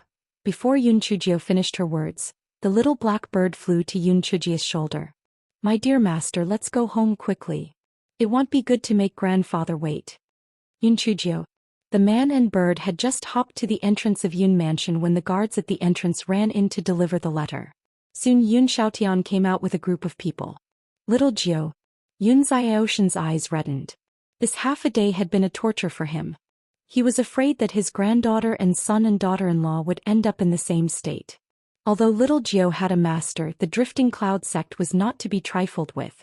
Entering the Drifting Cloud sect was like a sheep entering a tiger's den. "Grandfather. Little Jio is unfilial and made you worry." Yun Chujio saw Yun Shaoan like this and her nose turned sour and her eyes turned red. "It's good that you're back. It's good that you're back." Yun Xiaotian saw that although Yun Chujio looked a little disheveled, she was in good spirits, so he was slightly relieved. "Big brother. Wait. This Yun Chujio is the root of all trouble. How can the Drifting Cloud sect be easy to provoke? If we don't remove her from the Yun family, it will implicate the entire Yun family." The one who spoke was the second elder of the Yun family, who was also Yun Chuer and Yun Chushan's grandfather, Yun Xiaobo. His pair of triangular eyes stared gloomily at Yun Chujio. "That's right, patriarch. This Yun Chujio only knows how to stir up trouble. Although we don't get along with the Bai family, it didn't turn out like this. If we weren't lucky, Chushan and the rest would have all been killed today. Only by kicking this scourge out can the Drifting Cloud sect calm down." Yun Chuer and Yun Chushan's father Yun Chongxing chimed in. Master, that's not what happened. It wasn't little Jiao who caused trouble. It was the Bai family who started it. If little Jiao wasn't vigilant, we wouldn't have been able to come back safely. Yun Chi quickly stood up to explain. Yes, big brother is right. Little Jiao was willing to sacrifice himself to save our lives. How can you blame little Jiao? Yun Chiheo also came out to prove it. Yeah. It's not little Jiao's fault. We should thank little Jiao instead. Apart from Yun Chushan, the younger generation of the Yun family all proved that Yun Chujiao was innocent. Yun Xiaobo narrowed his triangular eyes slightly and snorted coldly. What do you juniors know? Since Elder Su has his eyes on Yun Chujiao, how can he let it go? If we don't take the initiative to express our sincerity, the entire Yun family will be finished.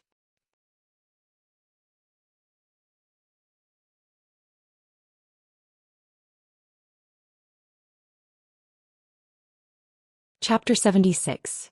I'm really not jinxing it. When everyone heard Yun Xiaobo's words, they all had worried looks on their faces. That's right, the drifting cloud sect was a giant that the Yun family could not afford to offend. What should they do? When Yun Xiaobo saw everyone's expressions, he could not help but feel proud in his heart. Big brother, you've been protecting Yun Chujiao for so many years and we haven't said anything. But today's matter concerns the survival of the Yun family. You can't be soft-hearted anymore. You must drive Yun Chujiao out of the Yun family. Second brother, if I don't agree to hand over little Jiao, what do you plan to do? Yun Xiaotian snorted coldly. Yun Xiaobo couldn't help but feel a little guilty.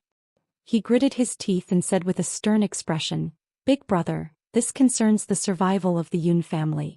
If you insist on doing it, then we will re-elect the family head. Yun Xiaotian looked deeply at Yun Xiaobo.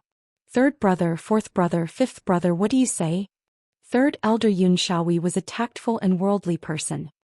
He laughed and said, I don't have any objections. Whatever you decide, I will follow. Fourth elder Yun Xiaohai was a straightforward person. This is indeed an undeserved disaster. Can't be blamed on little Jiao. The Bai family has always been eyeing us covetously. Even if there is no such thing, it's only a matter of time before they launch an attack. Fifth brother, what about you? Yun Xiaotian nodded slightly and looked at fifth elder Yun Xiaowen. Now that things have come to this, the key to solving the problem is not to do anything to little Jiao but how to deal with that elder Su. Using our own children to block trouble is not the style of Yun family. Fifth elder Yun Xiaowen had always looked down on the devious Yun Xiaobo. Good. Good. All of you are strong-willed. We'll see if you regret when the Yun family is destroyed.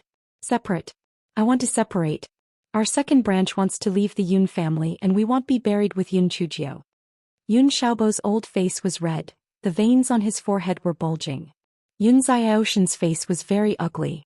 Although he hated what Yun Xiaobo had done, separation was absolutely not allowed.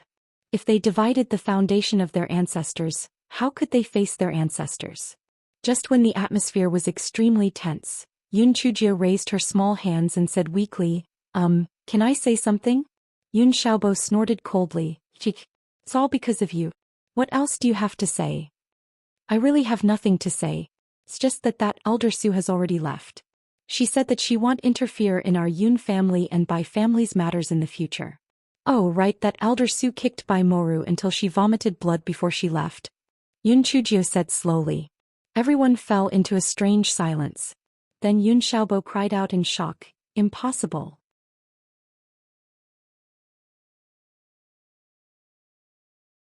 How could Elder Su leave for no reason? How could she kick Bai Moru? Yun Chujiao spread out her hands. I had no choice. I met my master on the way. My master only said one sentence, and Elder Su was so scared that she ran away. Your master? Yun Xiaobo's voice suddenly became sharp. You're a trash, where did you get a master? Second elder, I'm telling the truth. If you don't believe me, then forget it. You can go and ask around. Was Bai Moru kicked until she vomited blood? Oh right, my master even caught a bird for me to play with. Yun Chujiao lifted the short wings of the little black bird, she said smugly. Yun Xiaobo's expression changed several times. He didn't know whether what Yun Chujiao said was true or not. However, this bastard had returned on his own. Perhaps what she said was true. It was better to send someone to ask around. What nonsense. This old man will go and verify it. What's there to show off about an unlucky fire-breathing crow?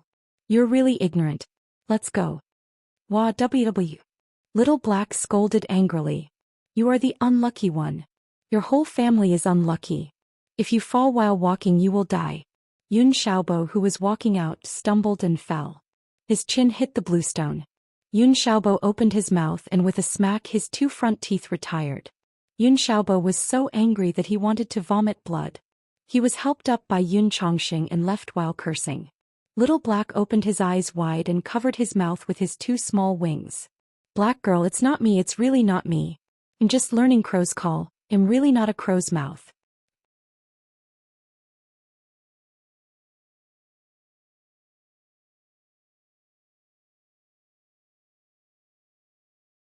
Chapter 77. The damned gigolo arrived. Yun Chujio glanced at Little Black. Alright, I know it's not you. If you really have this ability then it would be great. If I don't like anyone just say a few bad things about them and they will be unlucky. I can't wait for that. Humph. This young master's ability is much better than any crow's mouth. Black girl, don't tell me you're going to make me pretend to be a crow? If you want to be bled and plucked, then speak in human language. I'd better learn crow's call. Speaking of which, learning a foreign language is so important. Seeing that Yun Chujio had returned safely and that the crisis of the Drifting Cloud sect had been resolved, the third elder and the others all took their leave. Yun Xiaotian was anxious to ask Yun Chujio some details, so he did not ask her to stay. Yun Chu checked Yun Chujio up and down and only felt relieved when she found that there was really no wound. Yun Chusher, on the other hand, had been curiously sizing up the little black bird. The little black bird had a proud look on its face and its neck was raised high. It did not even look at the crowd. Little Black, what on earth is going on? Is it really your master who has come? Yun Xiaotian still did not believe it. Grandfather, don't worry. That elder Su definitely won't dare to come and look for trouble again. I'm so hungry, can you let me have dinner first? I'll report to you after dinner. Yun Chujio said pitifully while holding her stomach. Wah ww. Little Black was immediately energized when it heard that it wanted to eat. Everyone couldn't help but twitch the corner of their eyes. It was likely that little Gio's spiritual pet was also a foodie. Forget it. It's getting late. You can go and rest after eating. Come and look for me in the study tomorrow. Yun Xiaotian waved his hand. After bidding farewell to everyone, Yun Chujio brought Little Black back to her courtyard. Miss, you're back? Where did this crow come from? Chunyu was only a servant girl and didn't know what had happened previously. Little Black was so angry that he almost fainted. The fire-breathing crow from before was still a demonic bird, but this little girl actually said that I was a crow? Shirku could not bear it, this was too much. Yun Chujio giggled. This isn't a crow, it's a fire-breathing crow. My master gave it to me. Alright, let's serve the food, I'm hungry. Chunyu looked at Little Black and muttered, it's clearly a crow. So black. Yun Chujio also asked Little Black, yes, I haven't had the chance to ask you. Shouldn't the 9-colored immortal vermilion bird have beautiful feathers? Why are your feathers black? Little Black's eyes flashed. How would I know? Are you going to eat or not? I'm starving. Yun Chujio's heart skipped a beat. You little thing, you still want to hide it from her? Sooner or later, it'll make you confess on your own.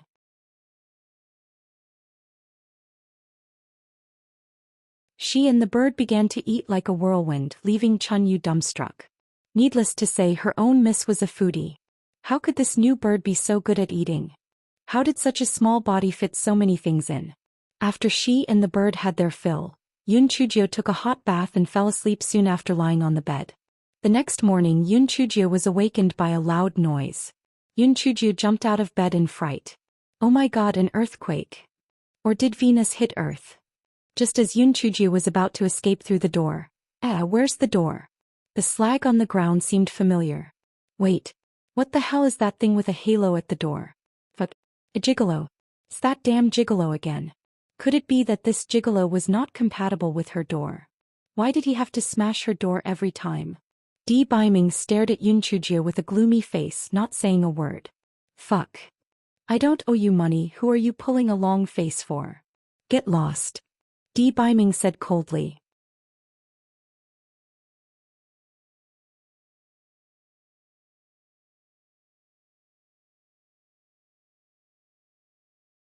Chapter 78. Broken into 108 pieces. Yun Chujio was furious. Is this gigolo crazy? He smashed her door the moment he arrived and now he wants her to get lost. Yun Chujio suppressed her anger and cursed the gigolo more than 100 times before she pointed at herself. Prince Charming, are you talking about me? Black girl, I'm 80% sure that he's talking about me. Little Black jumped out from under the bed while trembling. Get lost. Biming flung his sleeves and Little Black flew out like a kite with its string cut. Little Black was so scared that it forgot its instinct to fly and crashed into the grass. If it was not for its strong body, it would have been smashed into a meat patty. Oh my, Little Black is dead. Little Black is black-hearted, but this fiend is black-handed. Little Black decided to list Biming as the #1 fiend that could not be provoked. Yun Chujio heard a loud bang outside and could not help but shrink her neck. The anger in her heart turned into a flattering smile. Prince Charming, please take a seat. Are you thirsty? Can I pour you some tea? Are you hungry? Can I go get you some breakfast? Why don't you sit here and let me massage your shoulders? Why don't you go to bed and catch up on your sleep? Can I sing you a lullaby? Yun Chujio felt that her moral integrity had been broken into 108 pieces. Biming did not react at all. He only stared at Yun Chujio coldly. Yun Chujio's goosebumps were about to rise. Damn it, what was wrong with this pretty boy? What did she do to provoke him again? Crazy. For a full 15 minutes, Biming and Yun Chujio stood on the spot, staring at each other without saying a word. Yun Chujio could not hold it in anymore. This pretty boy was a bastard. How could he be so tolerant? That Prince Charming, I don't know what I have done to offend you. This so-called repentance is still a good child. Tell me what I have done wrong. I will change, I will definitely change.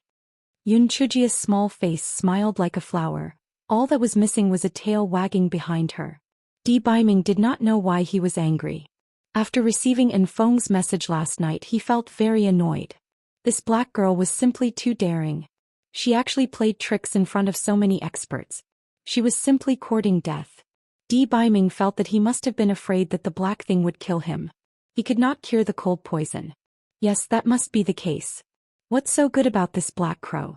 Not only is it ugly, it's also a useless trash. Biming waved his hand, and the sad little black bird was brought back into the house by Biming. It fell in front of Yun Chujio with a crash. Yun Chujio was confused. She did not know what Biming meant, so she said tentatively, Prince Charming, although Little Black is not good-looking, it can spit fire and speak human language.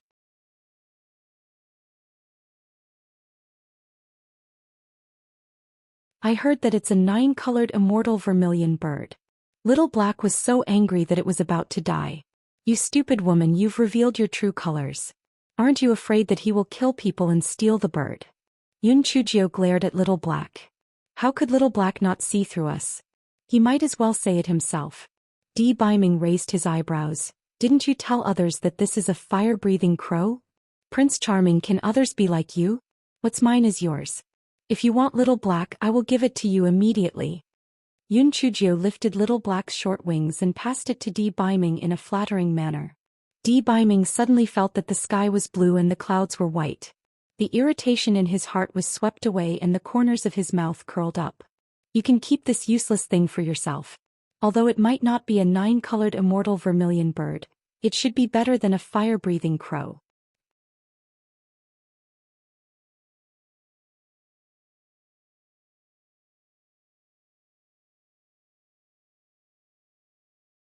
Chapter 79. Low-key luxury has its own meaning. Little Black was furious. Why am I useless? Although I am not a 9-colored immortal vermilion bird, I am. When the time comes, I will blind your snobbish eyes. Prince Charming, since you don't want it, then I will keep it. Yun Chujio saw that Biming had finally calmed down and let out a sigh of relief. Why was this pretty boy's character like that of a donkey? She really wanted to strangle him to death. Biming nodded slightly and then looked at Little Black coldly. If you dare to betray the black thing, what kind of petty tricks are you playing? I won't forgive you. Little Black immediately said obsequiously, Prince Charming, I'll remember it. I'll do whatever you say. Prince Charming, did you call him? Get lost. Biming flicked his sleeve and the miserable Little Black was thrown out again. Fortunately, he did not forget to flap his little wings this time, so he did not fall to the ground. Little Black found a tree branch and landed on it. It was so angry that her hair was standing on end. Do you think I'm willing to call you Prince Charming? Pooey. You're not even as handsome as me.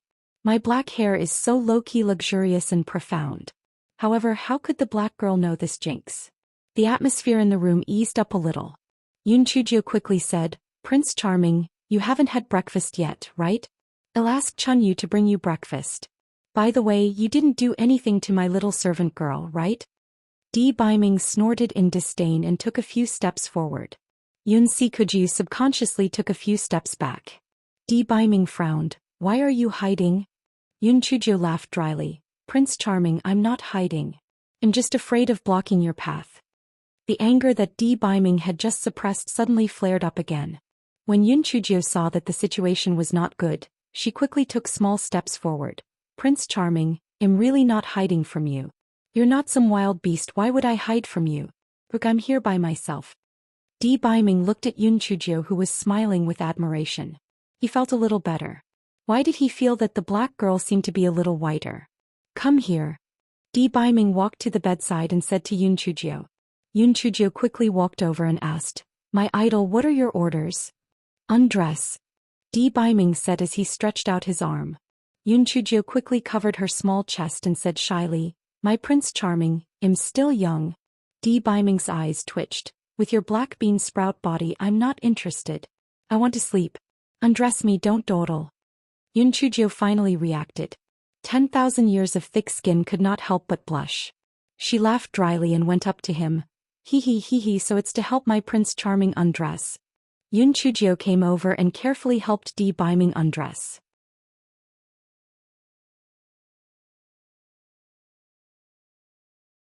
It was really strange. Back then it was quite easy to undress a gigolo. Why did it take so much effort this time? Why was this damn belt getting tighter and tighter? Di Biming watched as Yoon Chujio lowered her head and seriously undressed. Then she smelled a faint fragrance and a suspicious blush appeared on his face. This feeling was very strange. People always instinctively resisted things that could not be controlled. Di Biming rudely pushed Yoon Chujio away. What a loser. You can't even take off your clothes. Yoon Chujio was pushed so hard that she almost rolled her eyes. Gigolo, just you wait. If I don't torture you 800 times in the future, her name will not be Yoon Chujio. Di Biming felt a little regretful after pushing her. He took off his coat, then took off his boots and lay on the bed. He coughed dryly and said in a benevolent manner, Black thing, didn't you want to sing a lullaby for this venerable one? Come over. This venerable one has agreed.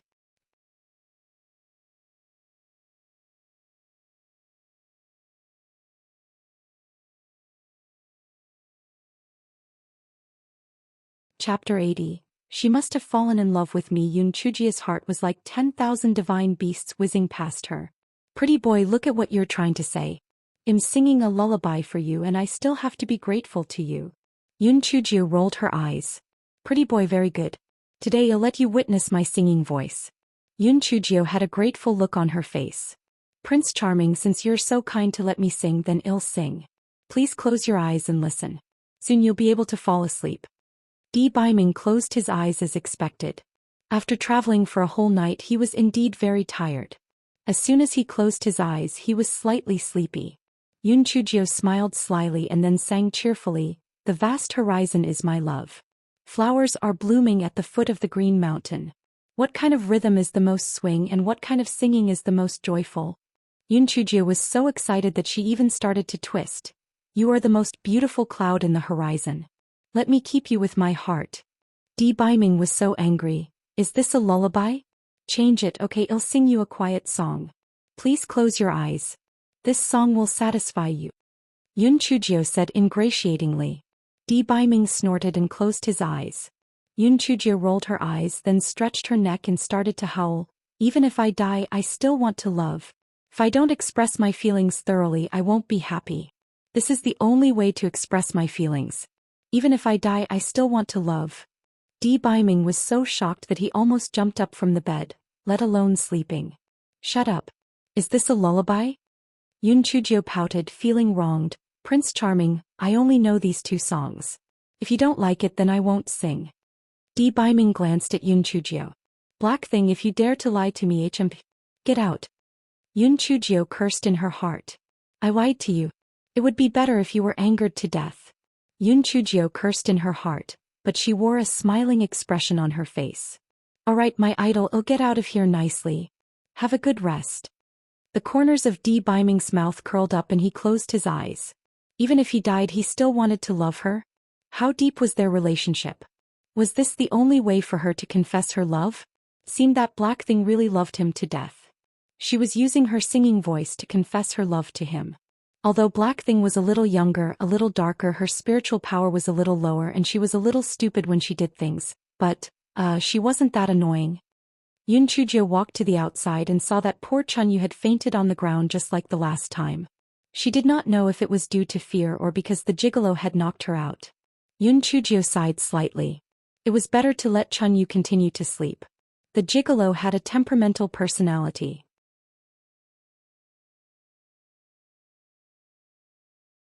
He did not want to accidentally kill the little girl. Yun Chujio tapped Chunye's sleeping point and supported her on the couch in the outer room before she left the house. Your subordinate and Feng pays his respects to Miss Jiao. Your subordinate and Yin pays his respects to Miss Jiao. And Feng and an Yin bowed to Yun Chujio. Yun Chujio's eyes flashed. How did Lord D know about Little Black? And Feng quickly said, to be honest, we have spies among those who went to fight for the 9-colored immortal vermilion bird. That man in black was also disguised by our people to let Miss Jiao get away. Yun Chujio thought for a moment and believed in Feng's words. After all, the timing of the man in black's appearance was too coincidental. If it was a gigolo who disguised himself it would make sense. After all, they were all very powerful. Oh, then why did they help me? Yun Chujio stared at Feng and asked. And Feng's heart tightened. Miss Jiao, although our Lord didn't tell us, in our heart, you are our Lord's lady. We naturally have to protect you. That you're tuning in to the Romantic Tales YouTube channel. Don't forget to subscribe and join us on this journey to catch the most captivating stories.